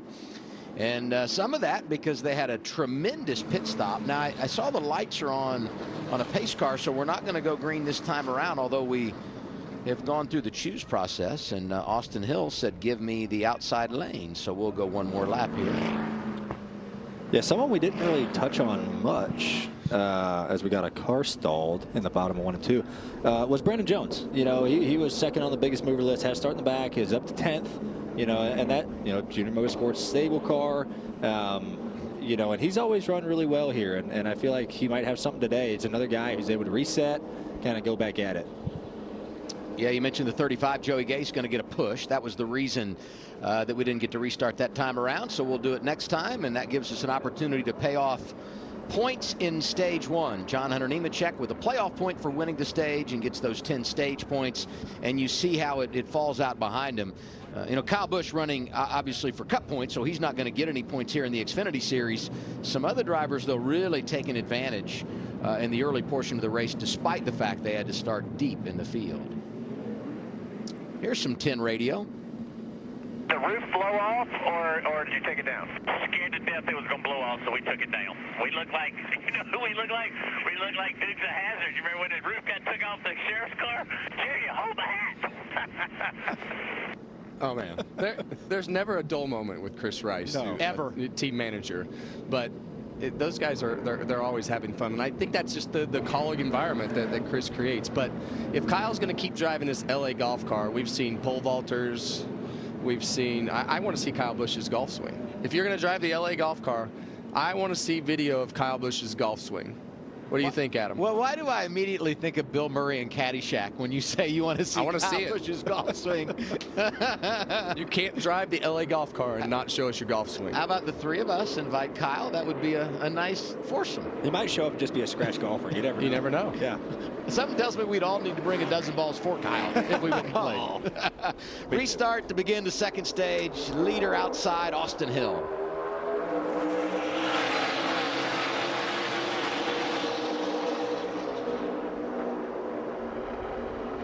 Kyle was able to give a really good shove to the 20. And the 20 is going to clear him. Okay, I thought the 21 was going to be able to hang on his quarter panel, but the 20 was able to get clear to the lead from a great push, by Kyle Busch. What about Chandler Smith in the 16? I mean, just shot out of a cannon, made it 3 wide, and he's going to try to get up to the 3rd position. Kyle was surrounded by all his ex-drivers. John Hunter drove for him. The 16 took him 3 wide. He's just having a little reunion. Well, he can't get away from Chandler. I mean, he was his boss, and now he's his teammate. The 10 and 16 side by side for 4th. Allgaier jumps up to 2nd in front of Austin Hill. And now Allgaier looking for the lead. Chief Jim Pohlman might have made a change on the 7. Bright red Brandt Chevrolet's got it going on early in stage 2. Gosh, and you saw that middle, Kevin, you touched on it earlier. The middle gets to be kind of no man's land in 3 and 4, and the 7 was able to get to the outside of the 20 in 1 and 2 running the middle, which is really strong in 1 and 2. But 3 and 4, you saw his car just completely lost all grip as Chandler is just taking everybody 3 wide. He's aggressive, and I like that from a rookie. Well, we're getting ready to find out how the middle is for him here shortly as he goes in. Luckily, he clears that 21 early in the corner, and he didn't have to run the dead middle because, like you say, I'm not a fan of the middle right now. You either need to all the way on the bottom and on the, or all the way against the top in 3 and 4. I mean, these young kids, though, no fear, right? I mean, we talk about Chandler Smith, who's 20. Sammy Smith, driving the 18, is 18. Hasn't even graduated high school, and he just puts his nose wherever he needs to. We're on board here. It's the Toyota onboard camera. 2 to 3 wide. That was a big run by the 10 car on the top of 1 and 2. Wide in your rear by 3. 3rd lane, and he's doing it again here in 3 and 4. And he had some reps with it. He kind of was up there a little bit in the first stage, and it's giving him a big run. So his car seems to be working as it goes up the racetrack. 99 is Garrett Smithley.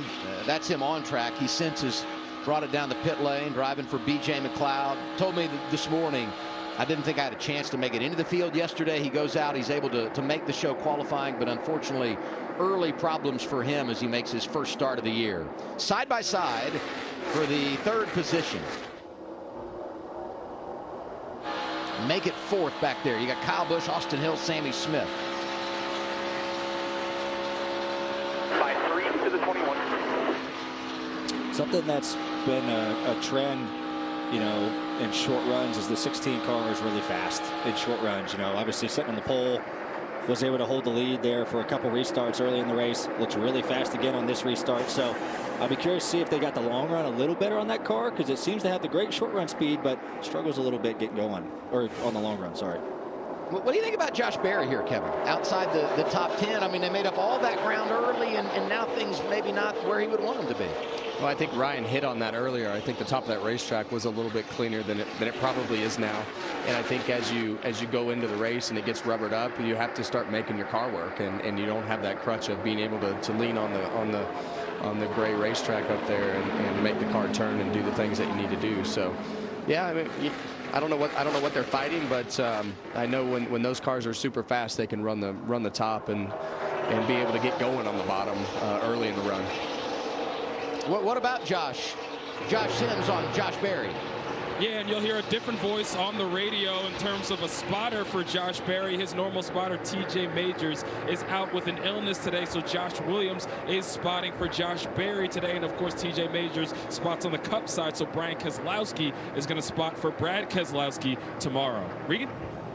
Keep an eye on the leader, John Hunter Nemechek, just came on the radio a lap ago, said, did we get them all tight? A little concern, possible vibration for that race car. The crew guys immediately all gave a thumbs up, and be sure, crew chief told John Hunter they think that they're all good right now.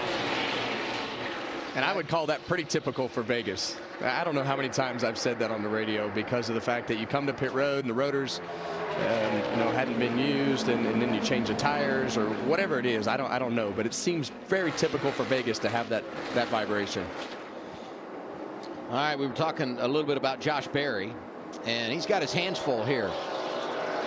Outside the top 10, scored in the 13th position. Watch him in that 8 car. Woo, that was close coming off the corner.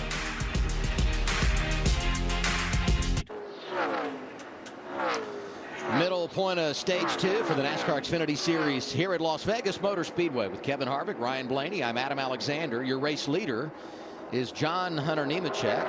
Let's take a look at our Toyota top performers. And he leads the list.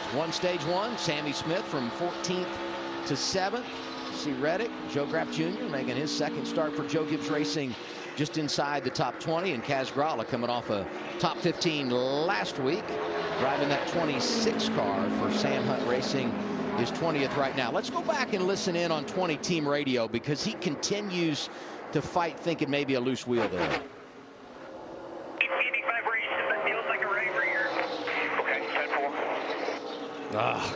That's the worst. And as a driver, you have kind of this mental process that you have to fight through, and you have to be the one that says, okay, is the vibration the same or is it getting worse? If it stays the same, it's fine. If you go in the corner and when the car loads up and it starts to get more harsh, every time you go in there, the wheel's coming loose. If you go in there and it's consistent, then you can keep going. It's still not comfortable, but right now he's fighting with himself mentally to try to decide, is it getting worse or is it staying the same? Because the last thing you want to do as a driver is think you have a loose wheel, come in, and they say it was tight. Yeah. You know, and that's on you as a driver, you know. But his car's been moving all around the racetrack. You know, he's missing the bottom of 3 and 4. Something tells me that whatever is going on, loose wheel or not, it's not entirely comfortable to him right now. And it's not comfortable. There is nothing comfortable about thinking you have a loose wheel. Look at the difference in lines here. I mean, the top 2 run the white line. Allgaier in the 7 runs up top in 3 and 4, and Kyle Busch followed him right through. And then Allgaier swings back down to the apron at the start-finish line. So intriguing to me to watch these guys manipulate and take advantage of the options as we have a battle for the lead. Chandler Smith driving down to the inside of John Hunter Nemechek. Quarter. Gonna be stalling you out here.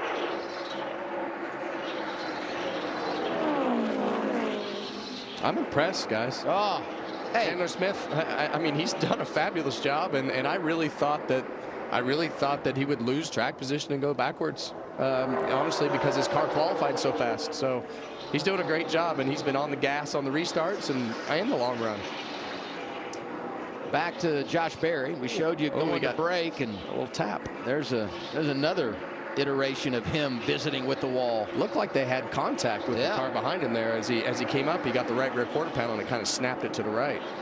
Riley Herbst, top 5, stage 1, now racing for that 10th position with Berry, and just behind them, Brett Moffitt, who's making a good comeback. Qualified in the top 5, drifted early, but now he's knocking on the door of the top 10, and there goes Berry. Hang on to it. Lock it down, lock it down. You know, we saw him get loose when we went to break off of 2. We saw him tag the wall a little bit there. Didn't look like a bunch of damage, but it seemed like he had his hands full. And right there, he had a car tight to his outside. He kind of lost the line and was at point of, I'm going to hit this guy, and he ended up just spinning it out. So got away with it, you know, no damage, just able to come in and try to get their car tightened up because he looked like he had his hands full. And a potential break for the 20 who might have had a loose wheel. Well, and the other thing, Ryan, as we look across the racetrack, you know, that is, the cars just tend to get loose right there. It's like they go to the transition of the banking and there's some bumps right there. And if you get off the bottom and up the racetrack, the car gets light anyway. And that just took it was side by side, took a little air off the back of the car and just lost it there. But the one thing I am noticing on the backstretch too, the wind is shifted directions right towards turn 4. Yeah, that makes it worse, right? Well, his situation was you got heavy wind hitting you in the left side door, pushing you up the racetrack. You have a car to your outside, so you can't use all the racetrack. So he was in a tough spot. I love when you talk science. On board with Cole Custer.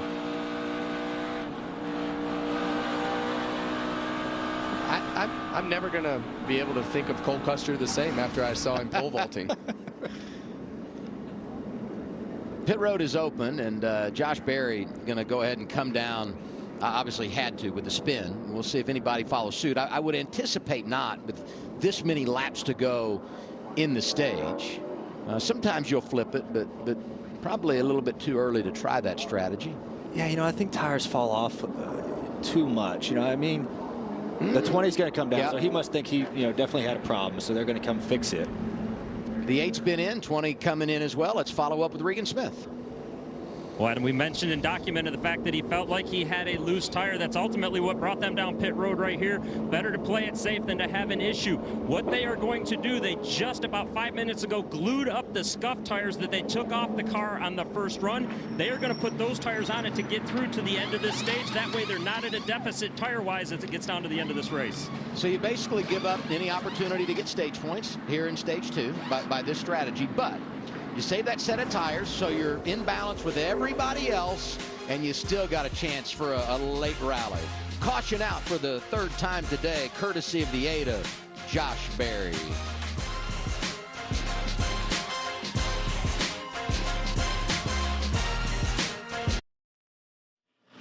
Hey, tomorrow the NASCAR Cup Series rolls into Vegas. And the stars of NASCAR on the big board, including this week. Now, Kevin, I'm really Kevin, sorry. how about you aren't on the promo? That's what happens when you get old. See, here's the deal. We're just already welcoming him to the family. We just assume Kevin doesn't need that promotion like you do. We got you. You know, he's been around for a long time, you know, so he's already known. You know, I need all the exposure I can get. All right, take it. You know? Take it while you can get it. You know, I like this shot. They call this a working camera. Does this work? Well, okay. We didn't have you on a promo, but you've got your own page. Most West Coast wins by active driver.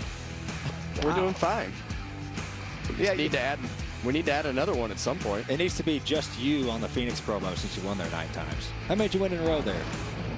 We won a lot there. 5 or 6 in a row or something? Yeah. Do you really not know? I feel like we keep asking you questions today about your stat line. It's terrible. Rodney knows. I guarantee you Rodney knows how many it was. Here we go. Restart. With just under 15 to go, stage 2. Chandler Smith outside of Justin Allgaier. Look at that push from Kyle Busch on his teammate. Sammy Smith in the 1 kind of got into it in 1, and then Mayer's lost all his momentum. Now he's going to be middle of 3. He did not have a very good restart. Yeah, and on these used tires, the middle of 3 is not going to be that much fun. This battle for the lead is great. Does Allgaier finally have him? Slides up in front of him. All clear. 7 on point with 11 to go in the stage.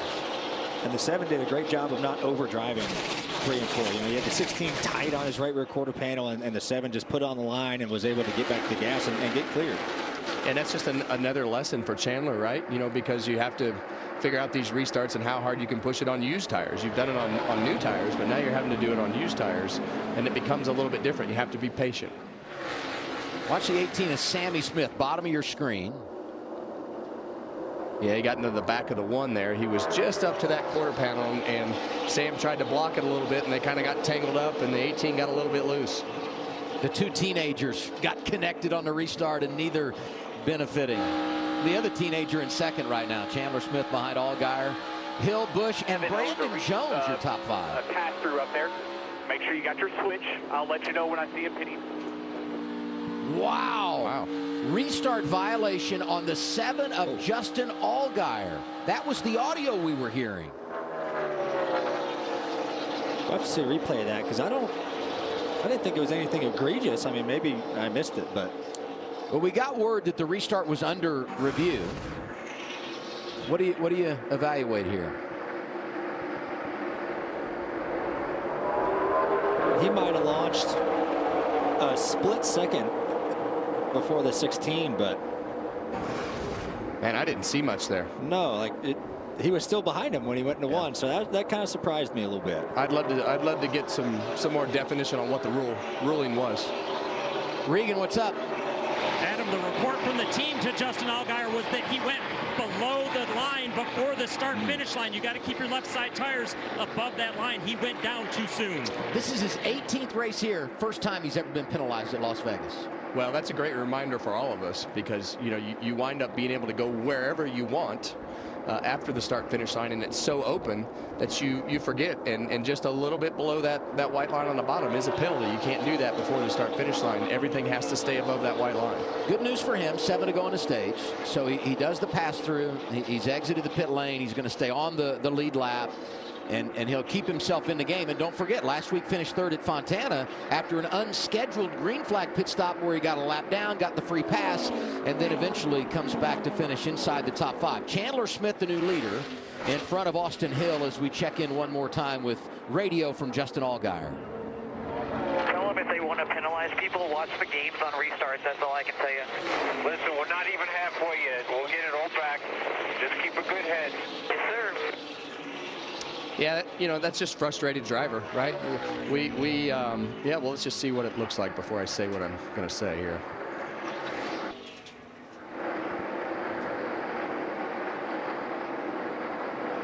Yeah, and look, these are the black and white rules. Yeah. And there's really no reason to give any gray on these types of rules because they're easy to officiate, and as a driver, that makes us easy to know. And to me, it's just you forget about stuff like that until you get in these situations and it happens to somebody that's actually even the rules. So it's you know, that's a tough penalty, and I know Justin is frustrated, but easy call for NASCAR. You know, you were talking earlier, Kevin, about what a rhythm place this is. I feel like, you know, a handful of times Allgaier swing off of 4 and drop down to the apron. It's almost like a habit to go down there for him. And speaking of going to the apron for the lead, Austin Hill takes the top spot away from Chandler Smith. 4 laps to go, stage 2, and the 21 has found his way to the top spot. You did that on purpose, didn't you? Oh, Calling that apron like that. Yeah. The 21 showing up, the 9, Brandon Jones starting all the way in the back. You know, he's fighting for second right now. So it's always interesting to see how cars refire after they've run 25 or so laps on them, have a restart, tires are heat cycled. The 16 is having some issues here. He's slowing way down. He might have a problem of a tire unwinding or something and trying to nurse it to the end. But yeah, the 21, the 9, and even the 10. I mean, Kyle Busch, he's got some speed here too, and just shows you how it can change up when you have a heat cycle on older stuff. 16 going in the wrong direction. What's up, Regan? Some concern a few laps ago. He thought that he had a vibration. He just said he thinks the right front might be flat. The team told him, though, the right front is still up. Yeah, good news is 3 laps to go on the stage, so just try to hang on to it here, but he's going to lose another spot. 98 was gaining ground. Crossover move, Sam Mayer 2 for 1. He's in the top 5. Yeah, we're back to that tire vibration issue and those mental battles as the driver. And I wish I could tell you why, but Vegas is just one of those places that creates those vibrations like no other place. But and there's a spin. It's the 45 of Raja Caruth. It picked up the free pass earlier, so that's going to end our second stage. 1 to go this time around for Austin Hill. He'll end up getting the stage victory. Caruth hangs on to it. It's our 4th caution of the afternoon, and as I said, that will serve as the ending to stage number 2. Oh, he's already loose right here. Gosh, that was weird. You know, he was loose before we even played the video and turning off into turn 1. You know, he was already having his hands. Well, he did a great job of keeping it off the wall and staying on the lead lap at the same time. How big is that for Chandler Smith, who had fallen to 6th, was likely going to lose more positions before the end of the stage, and now he can ride around under caution and pick up a solid top 10 and get some more stage points.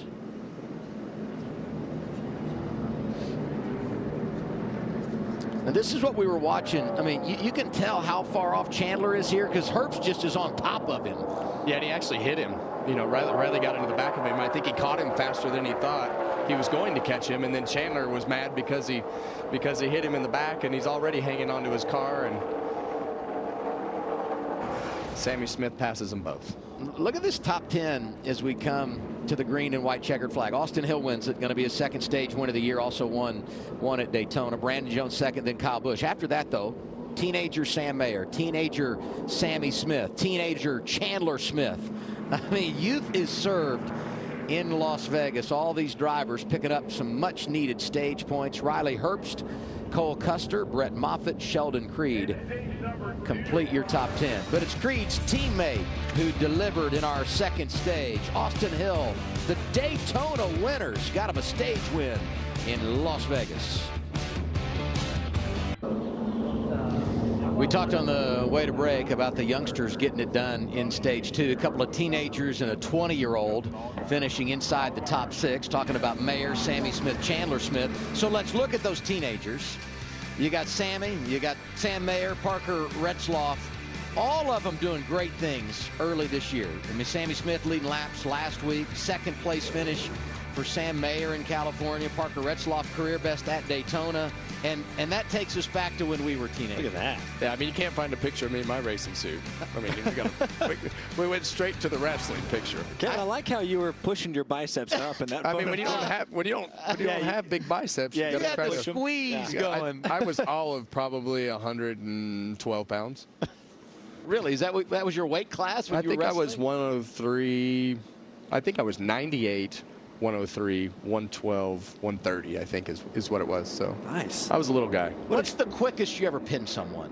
Pretty quick. I don't remember the exact time. Yeah.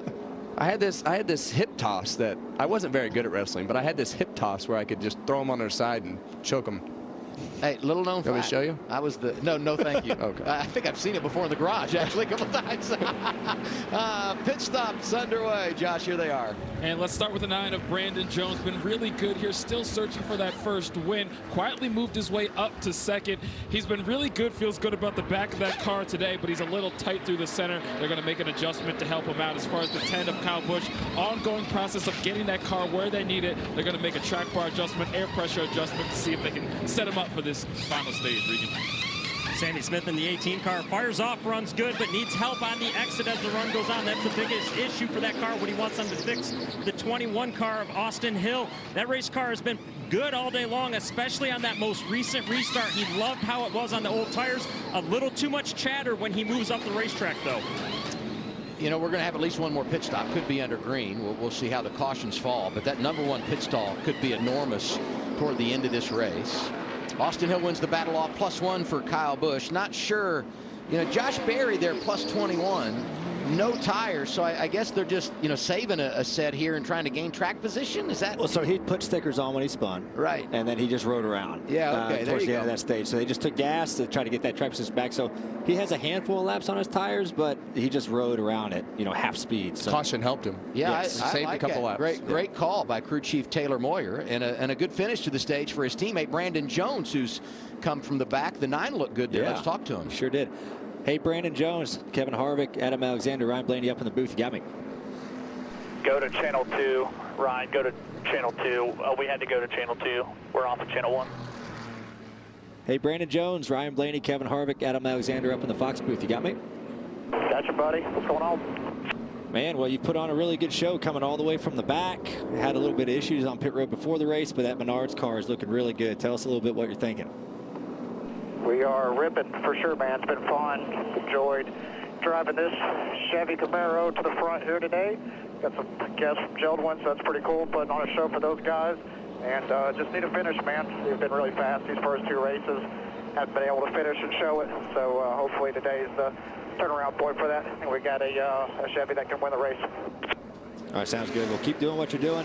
Best of luck to you. Appreciate it, brother. 5 career wins for Brandon Jones, 2 of them on 1.5 miles.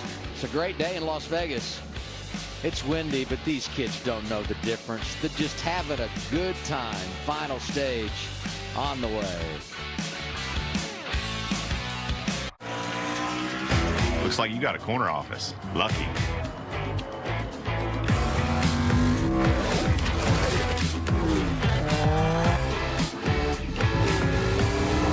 Be part of something greater.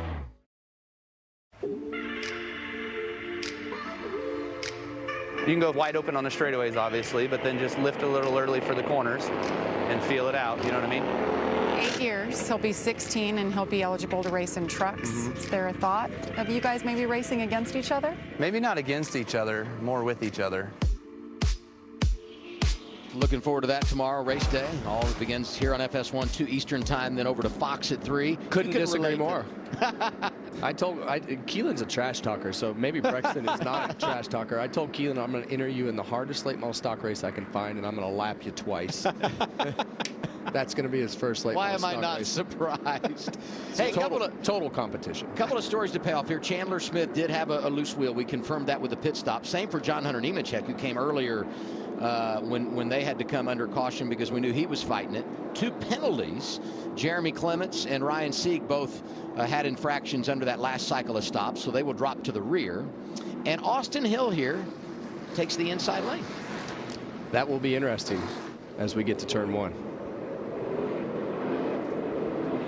kudos to those drivers for calling those loose wheels. Yeah, that's definitely probably saves their sanity too. Yes, of knowing that it was actually loose. Watch Josh Berry outside second row on those older tires, and Justin Allgaier after the penalty coming from 18th here.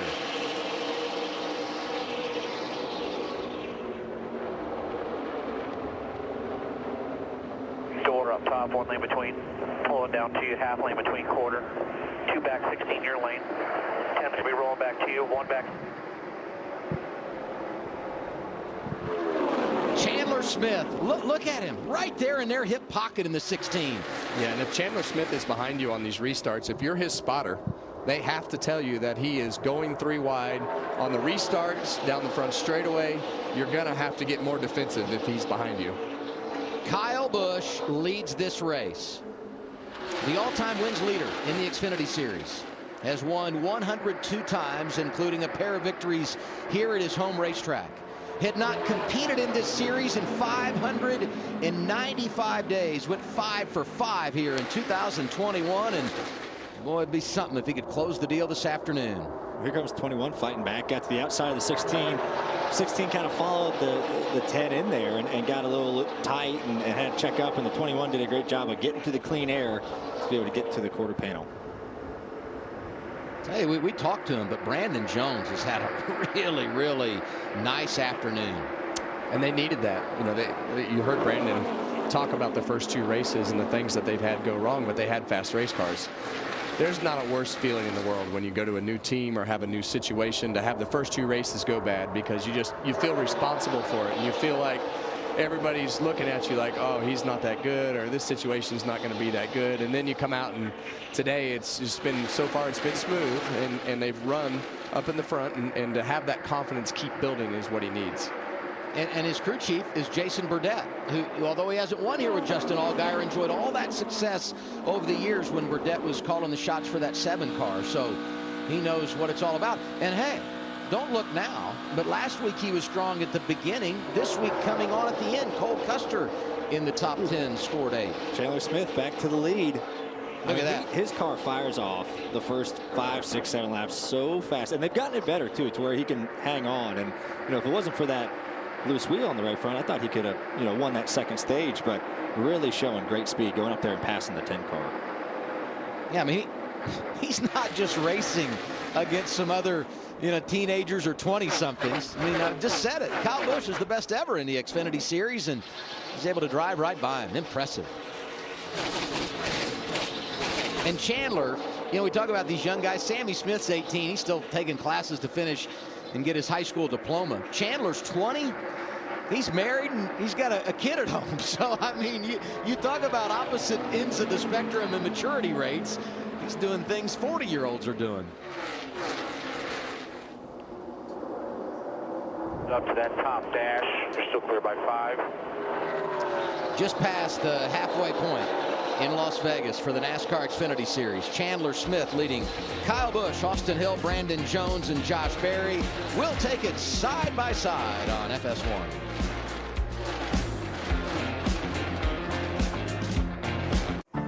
Much has changed over our 75 years. But the thing that never does, the anticipation, the holding of breath until that first green flag drops and the crazy journey begins all over again. If you could travel 75 years from now, you might not recognize much at all.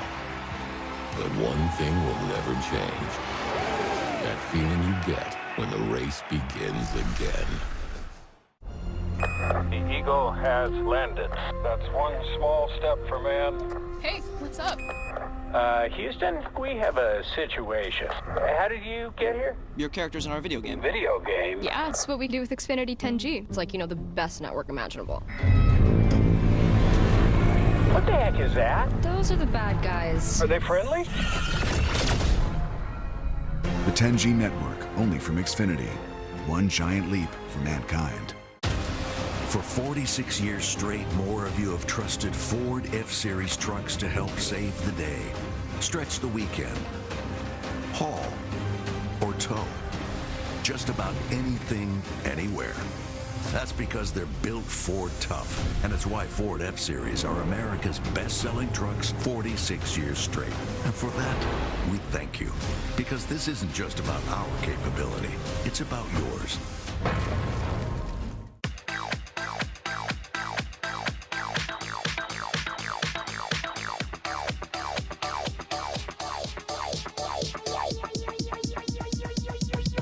I need to try it first. Life on the farm. I don't meet girls. I have dated a lot of guys in the city. It hasn't worked out for me. I want the fairy tale. Yeah. Yeah. I just haven't met you yet. I love everything about him. They're getting your shoes all dirty, darling. To open myself up and share my life with someone, it would mean a lot. Farmer Wants a Wife premieres Wednesday on Fox. Only at Martinsville can you catch a weekend of bumper-to-bumper racing. Get your tickets today at martinsvillespeedway.com. We've reached the final stage for the NASCAR Xfinity Series, Las Vegas Motor Speedway, with Kevin Harvick, Ryan Blaney. I'm Adam Alexander. 92 laps remaining. Chandler Smith is leading. You know, a story we need to pay off is, you know, Justin Allgaier running in the 8th position, penalized for a restart. He was on the front row, lap 79, had to do the pass-through, didn't lose a lap, but lost a ton of track position. Restarted outside the top 15 to begin this final stage, and here he is in the 8th position, and really we shouldn't be surprised. Junior Motorsports strong again. They swept the podium here 2 of the last 3 races, and when you look at Allgaier, the veteran out of Illinois, I mean, he's been on a ride dating back to last year. 7 consecutive top 10s, 4 top 5s in that run, 3 consecutive 3rd place finishes. And by the way, happy anniversary to he and his wife Ashley, who's here today. 17 years ago today, they walked down the aisle. That means Harper's in charge at home, right? So anyway, Sam Mayer trying to get back in the top 5, racing Brandon Jones. There's a couple of team cars for Dale Jr. Yeah, and going back to Justin Allgaier, you know, and I think the one thing about him is he's been around this so long and just putting his head back down and getting back to the front. But I really like the way that he can keep his car low right there. And I think he's being patient, and he's just placing his car in the right spot. He's not getting up the racetrack. He's just taking his time and being very methodical about one car at a time and make sure I'm putting the car in the right spot so I don't burn my tires up. 4th to 7th on the scoreboard. Junior Motorsports Chevrolets. And hey, there's a streak on the line for them. They've won 5 consecutive races at mile and a halves going back to last year. Conventional mile and a half, right? Because we don't include Atlanta anymore because it's, you know, become a speedway. Yeah, I mean, you saw it right there. Kevin just talked about it when he made the pass the previous lap on the 98. He's just wrapping the line and getting under the rubber. You know, you see kind of a darker patch, a streak of rubber off of 4, and that's stuff slick. You know, if you miss it and wash up a little bit, you're really in trouble. When you saw the 9 miss the bottom, and the 7 is just being really patient and able to wrap the line. Back behind them, 9th right now, Toyota on board. This is Sammy Smith. When you're running up here, you just got to cowboy up and go get it, man. You got to want it a little more than they do. If you run the bottom down here and you miss the line, they're going to pass you every time. Murdering the line. Attaboy. Right with them right there with dirty air. Better. Cowboy up. I don't know. Could be bad for the right side of the car. And there goes his teammate to the inside. You know, it had been a little bit of a slow return to the front for John Hunter Nemechek after he, you know, had that tire issue. But man, here he comes now, back up to 9th. Hemrick trying to make up some ground in that low lane. Well, let's just back up a little bit there on that comment to Sammy Smith. And we saw him running the top. We heard about him talking about murdering the line, and that's what we've been talking about on the bottom. But the process of going around the top is trying to get the car in the right place so that you can go in as far as you can without pushing the front tires or getting loose, and being able to go back into the throttle as much as you can to the center of the corner and hopefully either just breathe it so that the car rotates and put it right back down. So if you can't do those things running the top, you're wasting your time. But you have to fill it out a few laps in a row in order to get your rhythm down, because it is hard to get a rhythm.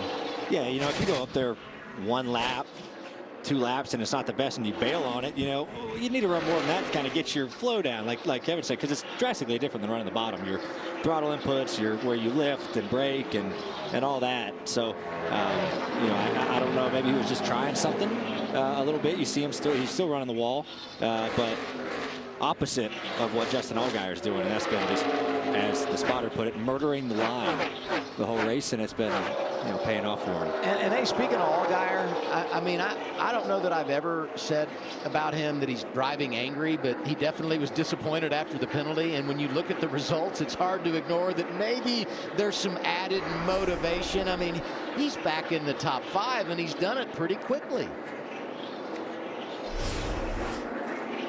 Well, the one thing about running the line down there is you drive the car to the line, you set the car, and as soon as it gets to the line, you go back to partial throttle, and you try to shove that car around the corner as far as you can with as much partial throttle as you can to keep it low. And like Ryan was saying earlier, the part where these guys are making time is they're able to keep their car below the rubber and also keep air on that left front fender in order to help keep that car turning. Cole Custer started out back today, didn't make a ton of progress early. At one point worked his way to the top 10, now 13th, racing Sheldon Creed. Here, half, in line, go. You know, just in front of Custer, Parker Kligerman. And if you weren't with us early, a couple of laps in, you know, some contact with John Hunter Nemechek. He goes for a spin, has to make a pit stop, but he stayed with it.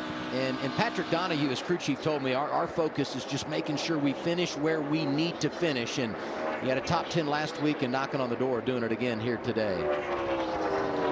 Chandler Smith in charge in Las Vegas. He's led 41 laps. He's out in front of teammate Kyle Busch, Austin Hill, Sam Mayer, Justin Allgaier, the top 5. Everybody going to have to pit one more time.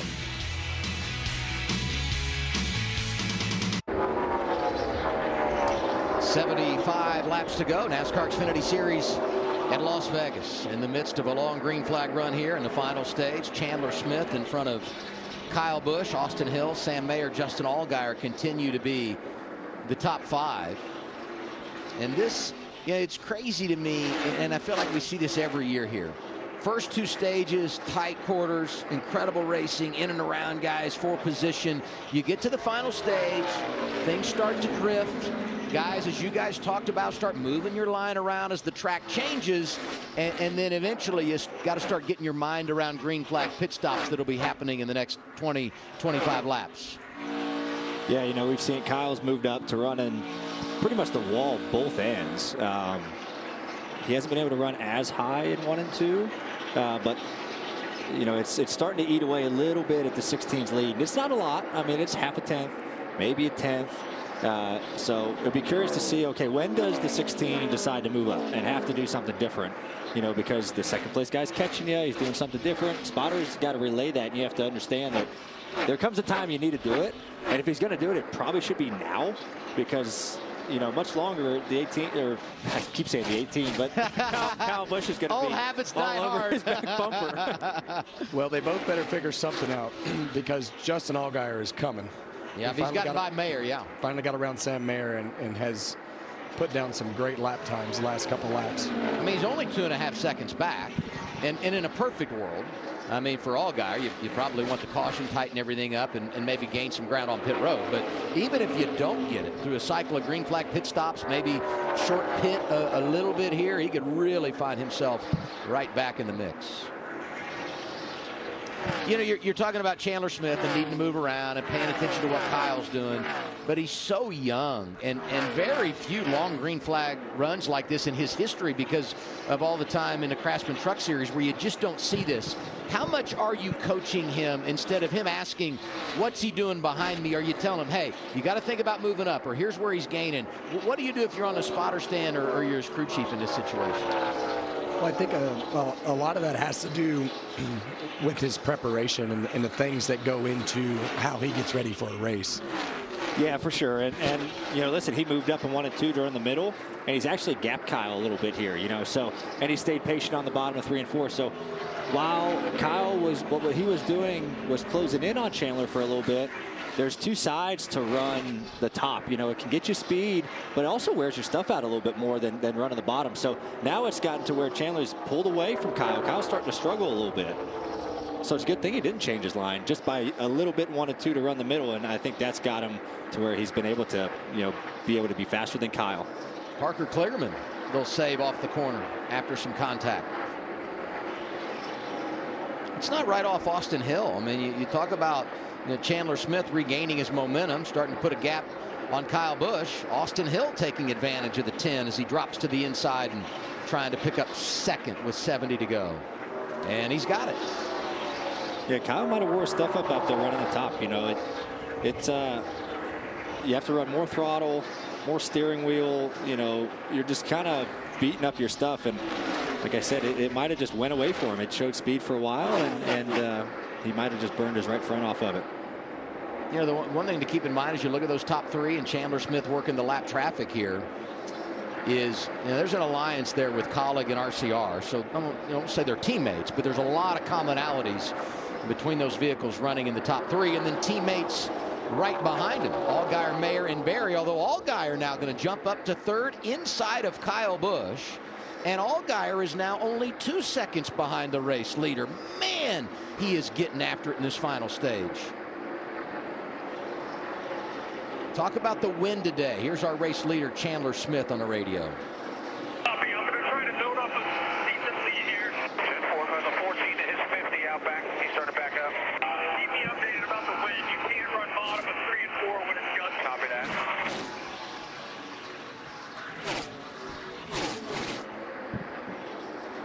You know, he might only be 20 years old, but that's a very veteran thing to say. You know, is keep me updated on the wind. I know it's gusting.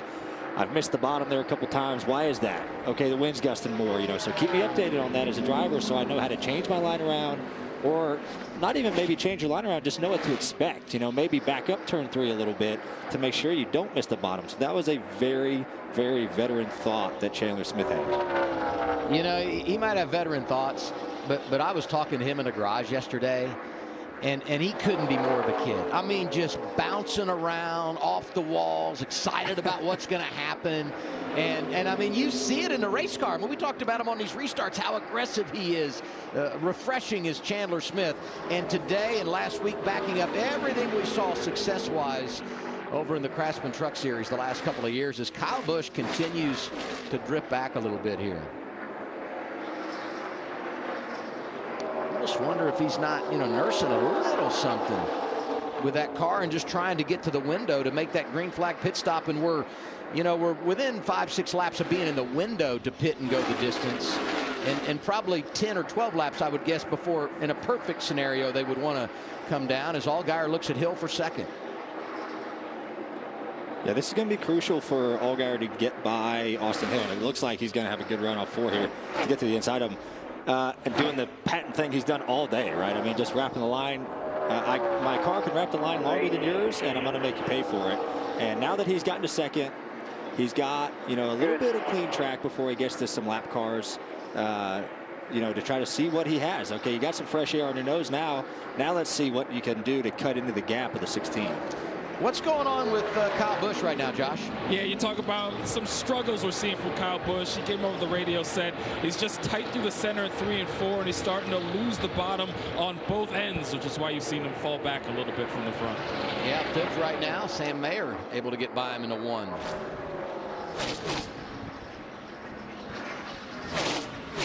You know, we talk about Chandler Smith.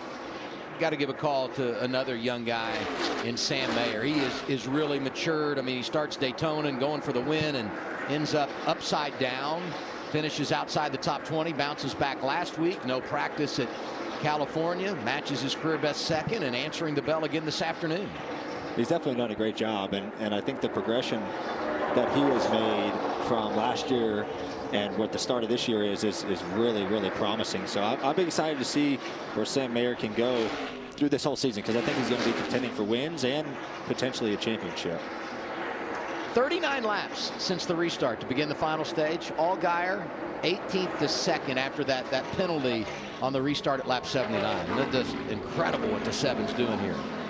And oh, by the way, he's never won here. Three runner-ups. And you can see where everybody is since they last pitted. And they need to get probably another 4 or 5 laps. I mean, really a couple of laps and they'll be inside their window. But 4 or 5 will ensure that you would have enough probably to go the distance even with some overtime here. And the window is open. Green flag pit stops underway. The first to give it up, not really surprisingly, is going to be Kyle Busch. In fact, we haven't seen him pull off yet, but we have heard that this will be the time for him. And yeah, he's coming. He's going to come down. Yeah, and if you're Kyle, you know, you're falling back, you're struggling, and gosh, he was aggressive coming to pit road there. So we'll see what they can do. Josh? Yeah, Kyle Busch just came over the radio before he came into pit saying he's getting really, really tight, especially towards the end of that run. So they need a little something to help him out. By being the first to pit, getting those fresh tires first, what can that do for you here? Yeah, you're going to drag him. The leader's coming. Chandler Smith's coming to pit road. Allgaier stays out. So you'll see that a lot. You know, the first guy to pit in the top 5 or so might drag other guys in. Let's get Smith on Smith, Regan on Chandler, the leader coming your way. Adam Chandler Smith, it feels like that team has been doing a great job all day long keeping up with the racetrack. That's one thing he's been very pleased with this run. Quiet on the radio. He's told to focus on looking out front and worrying about what he needed to do there. He has been quiet since then. All right, keeping in mind, Kyle Busch was 6 seconds behind Chandler Smith when he came to pit road. So we'll see how all of this cycles out. And 1 lap later, here comes Justin Allgaier, Austin Hill, Ryan Sieg also in that mix, making a pit stop scheduled under green, Regan. Justin Allgaier, that race car is just loose in tight in the center and loose off right now. He's been doing a great job all day of conserving tires and telling the team that he was conserving tires to have a little speed at the end of runs. Needs to continue doing that. And Austin Hill in the 21, too loose on the throttle. That's the first time he's mentioned that all day long, meaning the back wants to step out when he gets on the gas pedal to exit the corners. Allgaier was 1.6 seconds behind Chandler Smith when they cycled to pit road. We'll continue to follow the progress there. More green flag pit stops, Josh.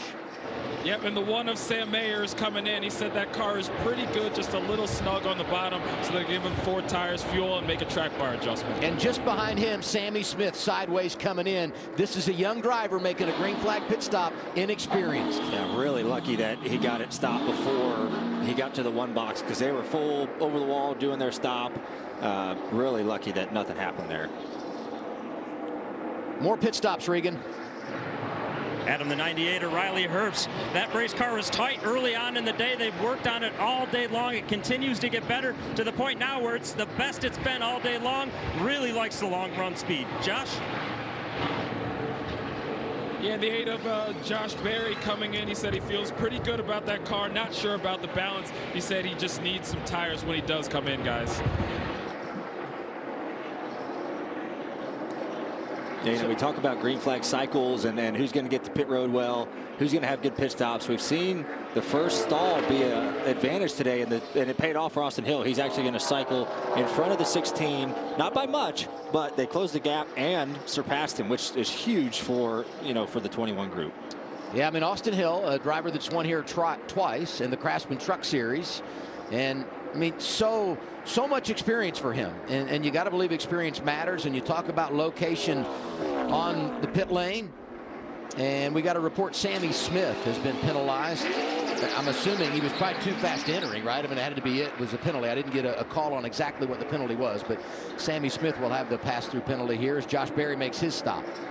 So we're looking at the scoring pylon. Anthony Alfredo yet to come down and get his service, and then it will all cycle through to Austin Hill as the new race leader with 55 laps to go. Brett Moffitt in the 25.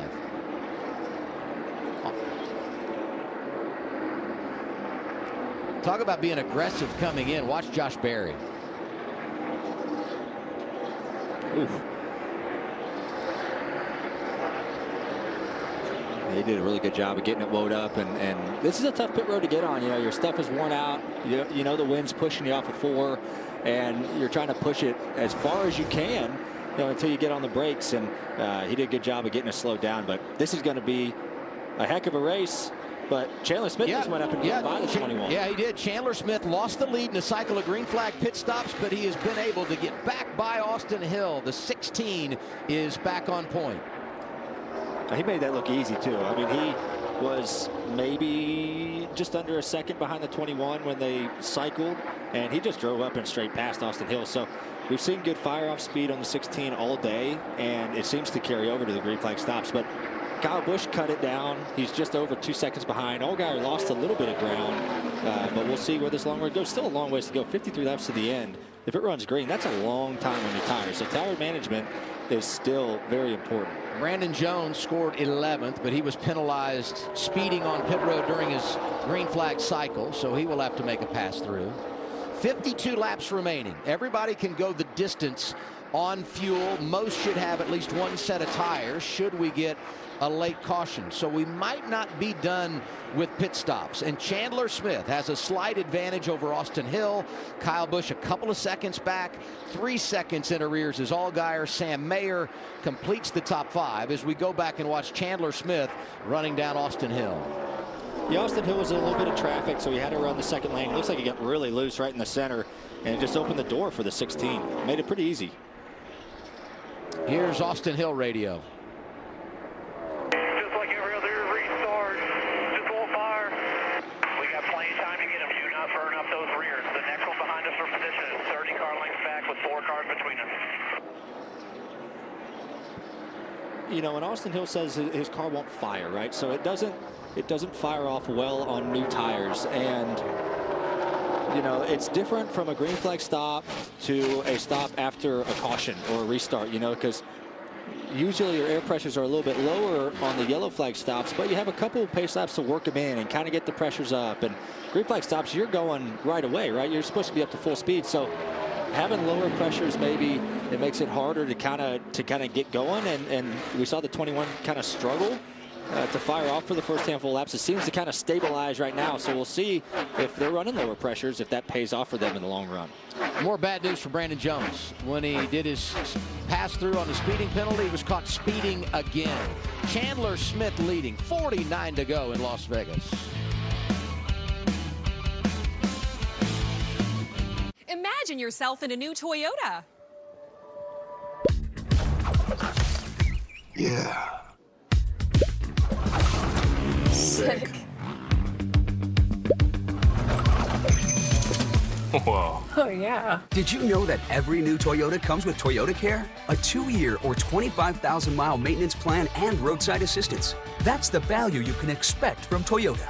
Ready, set, go get your Toyota today. Toyota, let's go places. Research shows people remember ads with a catchy song. So to help you remember that Liberty Mutual customizes your home insurance, here's a little number you'll never forget. Did you know that Liberty Mutual only pay for what you need. Only pay for what you need. Custom home insurance created for you all. Now the song is done, back to living in your wall. They're just gonna live in there?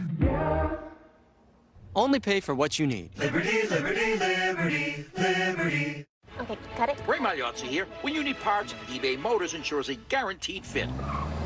Let's see, you'll need headlights and a bumper. At least you can skip the car wash. Just go to eBay Motors. The check means a guaranteed fit. Let's ride.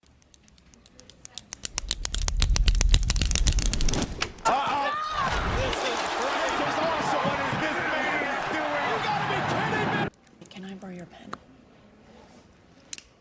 Thank you.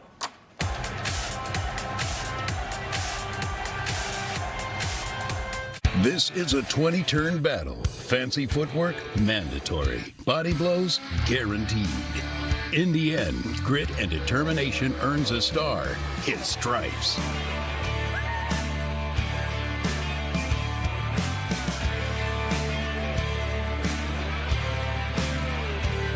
NASCAR returns this March featuring more entertainment, more music, and more Texas-sized fun. Y'all in? Tickets at NASCAR@COTA.com.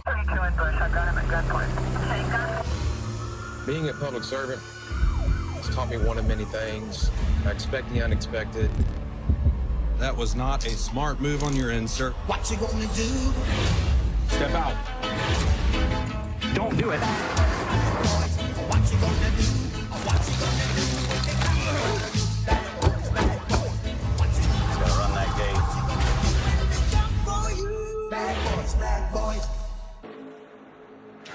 Getting down to it in Las Vegas for the NASCAR Xfinity Series. 44 laps to go. We just completed a cycle of green flag pit stops. And you see where drivers were before the cycle and where they are now. You know, biggest exchange, Chandler Smith continues to lead, but Justin Allgaier, who was so good late in that last run, has dropped to 4th after the cycle.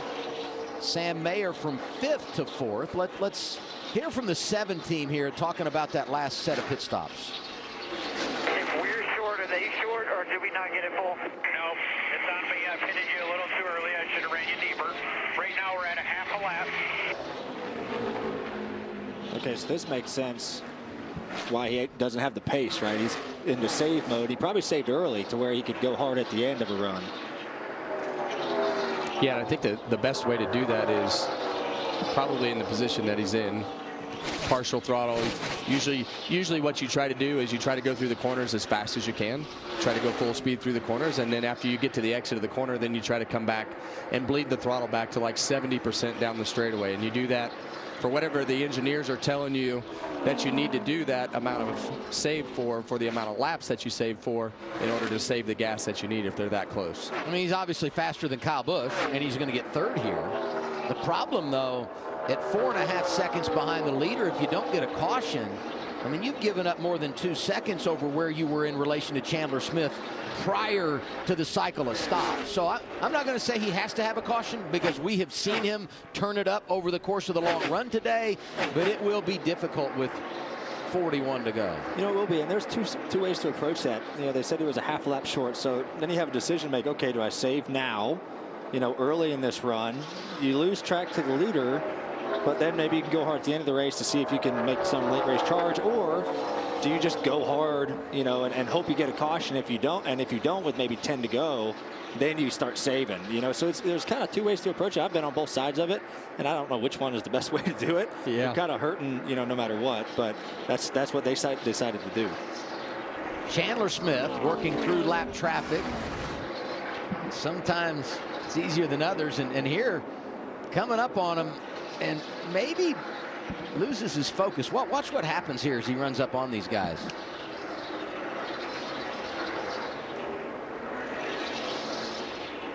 Woo! I guess we missed it. All right. I got a little excited. That's what happens when you haven't seen it. You try to talk about it, and then boom, swing and a miss. Yeah, I think it was, you know, Reddick in the 24 and Clements in the 51. Reddick had a big run up top and did a big kind of top to bottom swing when he realized there was not going to be a lane up top, and cut it extremely close. That was almost a really big one. Well, hey, but for Reddick, I mean, this is big because he's the final car on the lead lap, 13th right now. So he's going to do everything he can to stay in front of Chandler Smith here. And does that hold up the 16 and open the door for Austin Hill, maybe even Justin Allgaier to gain a little ground? Well, the good thing about everything that's happening is this right here. He's running the top of the racetrack, and Chandler's running the bottom. So Chandler can get some clean air in his car. And yeah, I mean, it's going to be a little bit give and take in 1 and 2. Just try to maintain your distance, make up your ground in 3 and 4. Pick and choose where you can make up that ground. So just be patient, put your car into clean air, and just let it come to you. 37 laps to go. Let's take a quick 30-second commercial break. We'll come right back for the finish. It's been a wild afternoon in Las Vegas. This is Sammy Smith. Here's my dip. Yes, sweet! Did you bring yourself a layer dip? Yeah, but it's just 7 layers of beans. Resourceful. Or did you invite all your friends to watch your favorite team? They're losing, but that's okay. So sweet, so unique. Baby, there's nothing better. I bet you've probably done something that deserves a Dr. Pepper. Did you pretend to like sports, or your girlfriend's dad would like you better? What? No, I love sports. Me too. Everyone's done something that deserves a Dr. It's what you deserve. It's been a great weekend for racing here in Las Vegas, Nevada, Las Vegas Motor Speedway. Last night, round 2 in 2023 for the Craftsman Truck Series. Kyle Busch able to get the victory. Tomorrow, 3rd race of the year for the Cup cars. And today, it's all about the NASCAR Xfinity Series. Racing at Las Vegas for the 32nd time. And it's the young 20-year-old out of Georgia, Chandler Smith, who leads. In fact, he's been dominant. Out front for 82 laps and in charge with 35 to go.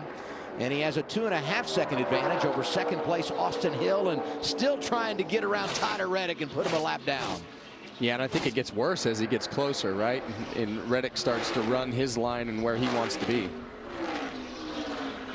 See a big piece of trash up in the top of turn 1 up there. Looked like a trash bag. I think the 16 will get it done here. He got a good run off of 2. I think he'll be able to clear Tyler. Tyler's going to try hard. I mean, right, he wants to stay on the lead lap, but the 16 finally got by him without too much damage. You know, Allgaier didn't close on him too much. The 21 didn't at all, so he did a good job there being patient. You know, you think about the day for Chandler Smith. Goes out yesterday, wins the pole, and we all felt like it's going to be hard to maintain that track position. He did.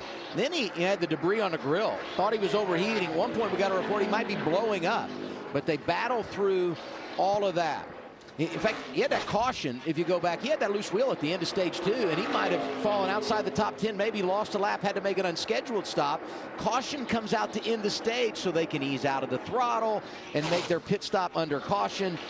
And then we have a cycle of green flag pit stops. Not easy to execute. He doesn't have the most experience in that category. But once again, he delivers. Yeah, and the one thing that sticks out to me, I think, for me sitting up here today, I'm kind of judging Colleague on their cars from last year. I felt like AJ did a great job in getting them great finishes, but they just didn't always have the speed and things that they needed last year. These are different race cars. These Colleague race cars right now, that Chandler Smith is doing a great job, but I always tell everybody, you can't drive a slow car fast. And that car is fast. Chandler's doing a great job with it, but Colleague has done a great job in turning their program up, and you know, the performance on the racetrack is showing. But you think about ownership in NASCAR right now. And a handful of years ago, you know, we kind of said, where are all the owners going to come from? And you look at the new owners and the various dynamics, you know, what Denny Hamlin and Michael Jordan are doing, and the success at Trackhouse with Justin Marks and Pitbull and Brad Keselowski and his involvement now at RFK. And then I look at Matt Colleague. I mean, totally non-traditional, a businessman that comes in and starts with a part-time Xfinity operation. And how many times have we seen that? And it's a flash in the pan, and it doesn't work. He loves it. And he's doing unbelievable and growing it from the ground up. It's been impressive what they've done. Yeah, Matt Colleague loves racing, and he loves to win. The only thing I don't like about Matt Colleague is every time I see him, I know I have to walk up to him. He's got this big ring on. He wants to shove it right into your fist as hard as he can every time you see him to say hello. Well, yeah, he's a college football player. So college athlete, and turned a successful business into a wonderful racing operation. Chris Rice has worked really hard to lead the bunch, and here they are today in position for another victory. Got 12 cars on the lead lap. Reddick went a lap down. He was 13th. Last car now scored on the lead lap is Parker Kligerman. Second place, Austin Hill. Won the season opener at Daytona. 6th last week in Fontana. And in line for his best Vegas run today. You got Justin Allgaier back there in 3rd. It feels like this is how the race should finish, because if he finished 3rd today, it would be the 4th consecutive race where he came home at the bottom of the podium. That's incredible.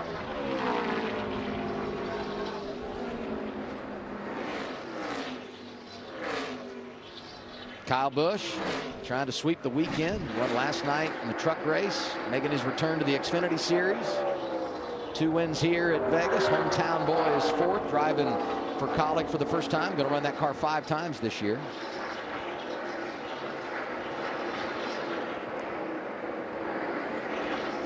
Well, Sam Mayer's putting together another fantastic run. You know, he's been really consistent. You know, you said it at the start of the show, was really close to the win at Daytona and ended up on his lid, and you know, had a great run last week at Fontana, running 2nd, putting together another good run today. You know, we felt like there'd be a lot of focus on Josh Berry this weekend because he's won here twice in the Xfinity Series. Little did we know. And in case you haven't heard, Chase Elliott broke his tibia snowboarding in Colorado yesterday. Had surgery last night. He's going to be out an indefinite amount of time. It's going to be Josh Berry who drives the 9 car this weekend for Hendrick Motorsports. So Josh Berry has had some added attention. Behind him on track in 7th, Riley Herbst, hometown driver, looking for his 3rd consecutive top 10 to begin the season. John Hunter Nemechek, successful afternoon, won the opening stage, had a loose wheel that cost him some track position, but he's looking at another top 10 and 8th. Sheldon Creed, 7th last year, 9th right now. Would be his first top 10 of the season. 2nd-year driver out of California, piloting the 2-car for Richard Childress Racing. And rounding out the top 10, Daniel Hemrick. Statistically, this is one of his better tracks. Got the South Point colors on board this weekend. The Gaunt family does such a good job of taking care of the NASCAR community when we come out here to Las Vegas. 24 to go. We'll step aside. The finish coming in Vegas. Chandler Smith trying to finish the deal and get his first career victory.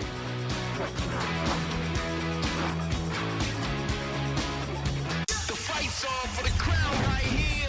This is the Mecca, where Player of the Year candidate Adama Sanogo and UConn make a title run, where Xavier and Marquette look for their first conference crown, where stars like Caleb Daniels and Primo Spears aim to put on a show, because under the Garden Lights, anyone can rock the glass slipper. For the crown right here. The Big East Tournament, Wednesday at 3 Eastern on FS1. Much has changed over our 75 years, but the thing that never does, the anticipation, the holding of breath until that first green flag drops and the crazy journey begins all over again. If you could travel 75 years from now, you might not recognize much at all. But one thing will never change. That feeling you get when the race begins again. I'm your glitchy Wi-Fi, and I've decided, well, if you're on vacation, I am too. Which means your smart home isn't so smart. Sprinkler on. And now I'm sending mixed signals to your garage. But if you haven't bundled your home in auto coverage, trying to unpack this isn't going to be too much fun. Hey, check the router. So get Allstate. Be better protected from mayhem while saving up to 25% when you bundle home and auto. I got a heart like a truck. It's been drugged through the mud. Ram owners have heart for being fearless, determined, and bold. That's why it's time for you to be a Ram.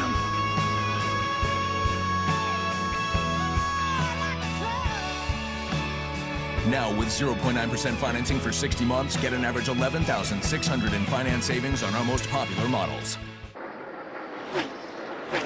Closing on the end for the NASCAR Xfinity Series here in Las Vegas, part 2 of our West Coast swing.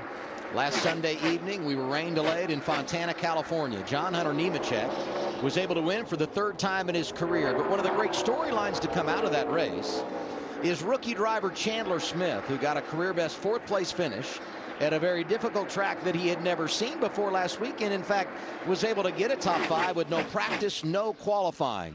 The momentum carried over. Comes here to Las Vegas, wins the pole, and is dominating this race. 2 more laps led will put him at the century mark. The question becomes, can he finish the deal? And the last thing he wants to see here is a caution with 19 remaining. Well, they're going to go a long ways on this run of tires, so the cars are going to be difficult to drive. We see a lot of guys running up the fence, and it just has that feel of green flag, and if it's going to be a caution, it'll be late.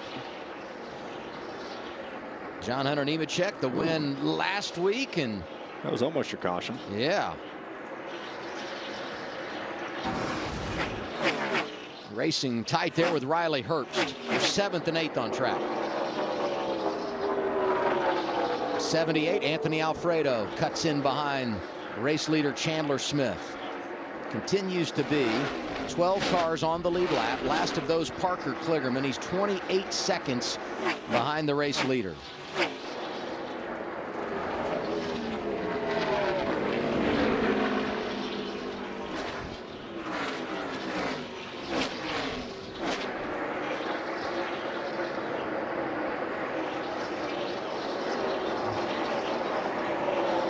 See the lap times here for Justin Allgaier. Yeah, he made a little bit of ground. He and Austin Hill made a little bit of ground on the 16.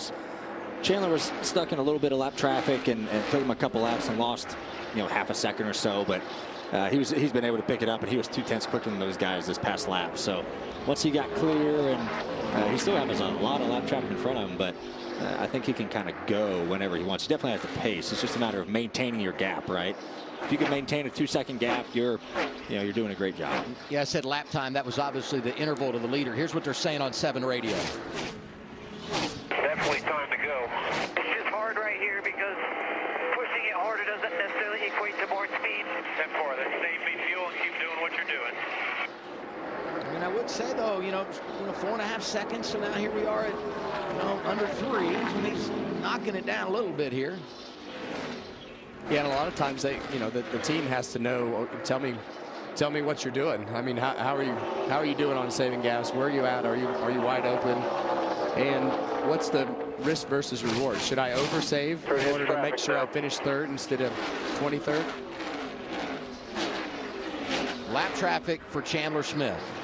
He's got a lot of lap traffic in front of him. Yep. I mean, there's 4 lap cars in front of him. They're kind of running every lane. One's running the wall, one running the middle, the bottom. So he's got a little bit of work cut out for him here. But luckily, he's got a decent cushion to where he can still take his time and be able to pick through these guys. 13 laps to go. Hey, add to all that the pressure of trying to win for the first time at this level. I mean, it's hard to put a price tag on how someone this young can handle the big stage. There really hasn't seemed to be much to bother him today, though. You're right. The restarts, Kyle Busch, whoever it was, he just went 3 wide and made it happen. So, this kid's doing a great job. Chandler Smith, 20 years old, from Talking Rock, Georgia. Began racing go-karts at age 4. Won a Bandolero championship before moving to late models. In his 4th ever start, he won an ARCA race at age 16. Said, I'm ready to go racing in the Craftsman Truck Series. Partnered up with Kyle Busch, where he won 5 times the last couple of years, including a victory here at Las Vegas 1 year ago. And there's the man that feels like today he's got the master plan. Matt Collig, the car owner who signed Chandler Smith and could be seeing the fruits of his labor in his 3rd career start as a full-time driver. 11 laps remaining this time by. Well, think about Chandler Smith. I mean, Chandler Smith was a Toyota truck guy.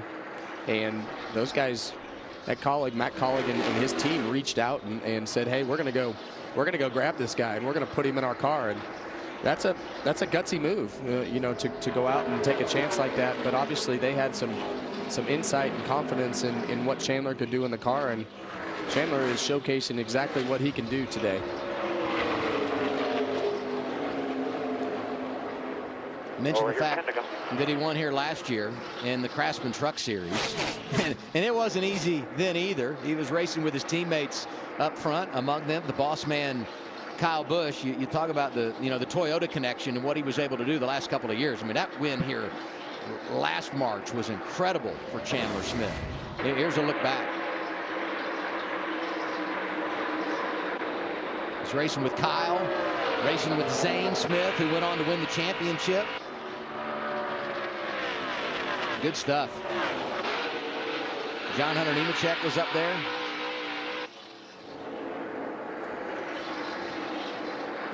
The lead's down to under a second. Chandler had a tough time passing Sieg, and Sieg was kind of in his lane. So we'll see here. But now Austin Hill and Allgaier have to pass Sieg. So it's difficult on those guys too. So we'll see. I think he'll be able to stretch it out just a little bit here once he's finally got clear. But probably a little bit closer for comfort, to be honest with you. 8 laps to go. The advantage 1.03 seconds and ticking in the wrong direction if you're Chandler Smith.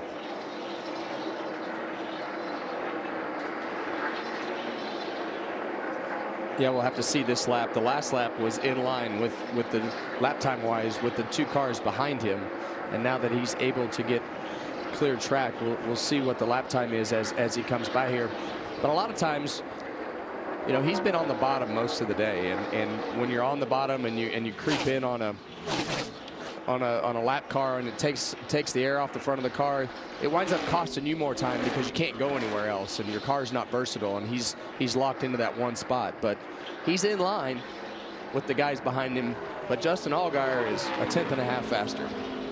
Hill down under a second, and now the question, you know, becomes, Allgaier gets by. I mean, that's when it's really going to get fun to watch. But we're running out of time. 6 laps to go here. Yeah, that's the thing. You know, the 7 is definitely better than the 21. You know, but 21 is running his lane and doing a good job of staying on the bottom of 3 and 4, and is forcing Justin to have to move up, right? Because he has to try something. He has to get the second. If he gets the second, we got a heck of a race on our hands. You looking in the rear view if you're Chandler Smith, or you looking out the windshield here?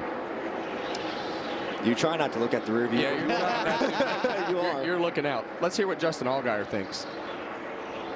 All right, boys, let's get that Jaws music going. Let's go. I mean, the 21's running down the 16. You know, I mean, I thought the 16 was going to be able to kind of stretch it out a little bit more, but Austin Hill is putting on a really good charge too, and you know, Chandler Smith, young kid, going for your first Xfinity win. The nerves are there. You know, I mean, you had a 3-second lead. It's down to half a second, just over half a second now. Now it's a matter of, okay, compose yourself, do what you've been doing all day, hit your line, and be able to finish this thing off. Focus on your marks. And that's one thing that I always tell Keelan. How comfortable are you being uncomfortable? And you know, right now is a day where this is a moment. These are moments right now where Chandler Smith he's not comfortable because his car is not handling good. The guys are coming behind you to race for the win with 4 laps to go, trying to get your first Xfinity win. There's a lot to that from a nerve standpoint. Speaking of nerves, I mean, are you too nervous right now? I've got some butterflies watching this unfold. I'm excited. Yes, 3 to go. 3 more. But it's down. It's going to get inside a half a second here. It's going to be interesting. You know, as the 21 gets closer, all right, he's going to get more dirty air. So do you move around if you're the 21? You've been chipping away. You know, you're under half a second. Do you move around? You know, because the closer you get, the worse it's going to get dirty air-wise. That's where it needs to be right there, on that white line, because that's really the best way to protect what you have right now is try to give as little air as possible to that car behind you by not missing the bottom. How about the fact, 1-2, both drivers from Georgia, they grew up 90 miles from each other. Talking about Chandler Smith and Austin Hill, and Austin Hill is there. Chandler he's struggling off of 2. He can't hold the bottom. 21 is so fast on the bottom. He's probably going to try to pack air right here. Now he could do it. Chandler missed the bottom. Missed the bottom. Yep. Here comes 21. Trying to run back to your 2 races here. Ended with the last lap pass. White flag in the air. 1 lap to go. Sponsored by Credit One Bank. New leader is Austin Hill. Wow. He took the top spot as he took the white flag, and now trying to drive away to his 2nd win of the season. Allgaier gets by for 2nd. Can he run down the 21? Final time through turns 3 and 4. They're painting that white line. 2. Austin Hill leading. Allgaier's been 2nd here 3 times in his career. He'll be a runner-up again. Austin Hill wins it in Vegas. My goodness, what a finish, and what a charge by Austin Hill and Justin Allgaier. And you got to feel for Chandler Smith. I mean, just didn't have the pace at the end, and Austin Hill was there to pounce. Hang in there, man. Great car. Awesome job all day. Good! What a start to the year for Austin Hill. 2 for 3.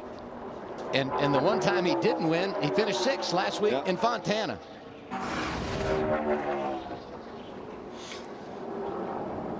So we just talked about 1 and 2 with not painting the white line and letting him get air on the front of the car. And he just misses the white line by a foot. And it just allowed Austin hit it perfectly and was able to just hook that line and get a great run off of turn 4. Well, they said the one thing they needed in that 21 is to get better.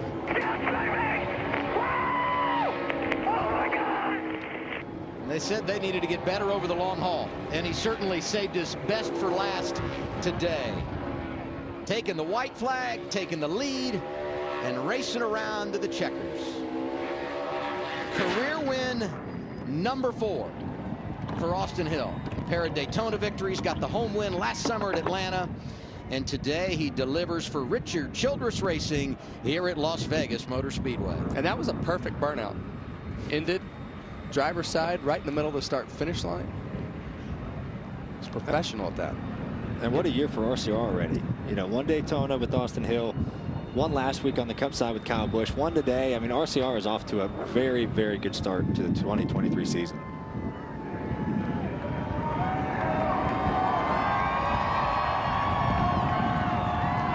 And what you like for Austin Hill is how he continues to grow in the various areas of his racing craft. He's become a good road racer. We know he's good on the super speedways. He proved that at Daytona and Atlanta, and now becoming good on the intermediates. And that's what the Xfinity Series is all about. You know, making these drivers better and being able to give them an opportunity to run high, to run low, to race for wins at the end of a race and perform under pressure situations. And this is where they learn. And Austin has definitely been getting better. For RCR, it's their 5th Vegas win. Let's hear from the victor down to Regan.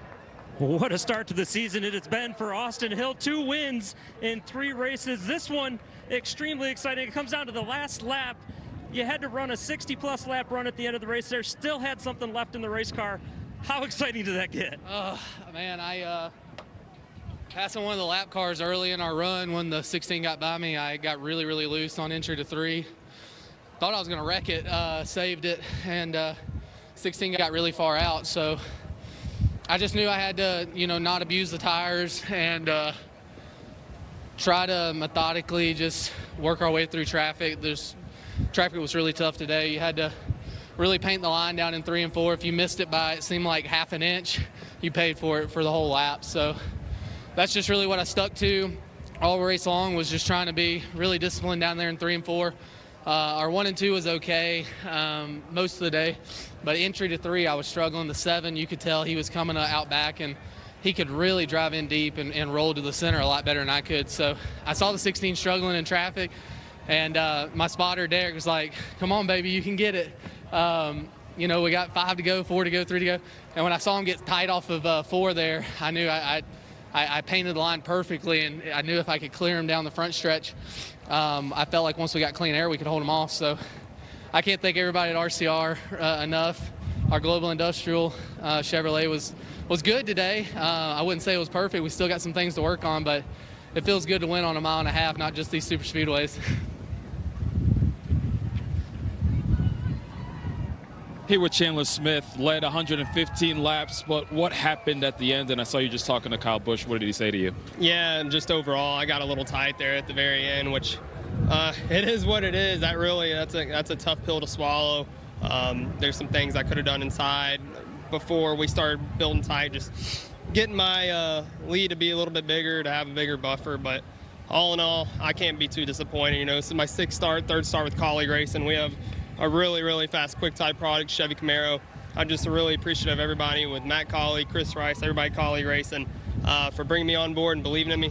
We're gonna win a few races this year for sure. A lot to be proud for Chandler Smith, guys. No doubt, Josh. Mad respect for Chandler Smith. I mean, it doesn't get the finish he wanted, but handled it like a pro, and he'll be back, no doubt about it. Congratulations, Austin Hill. You are the man in Las Vegas. He has hit the jackpot.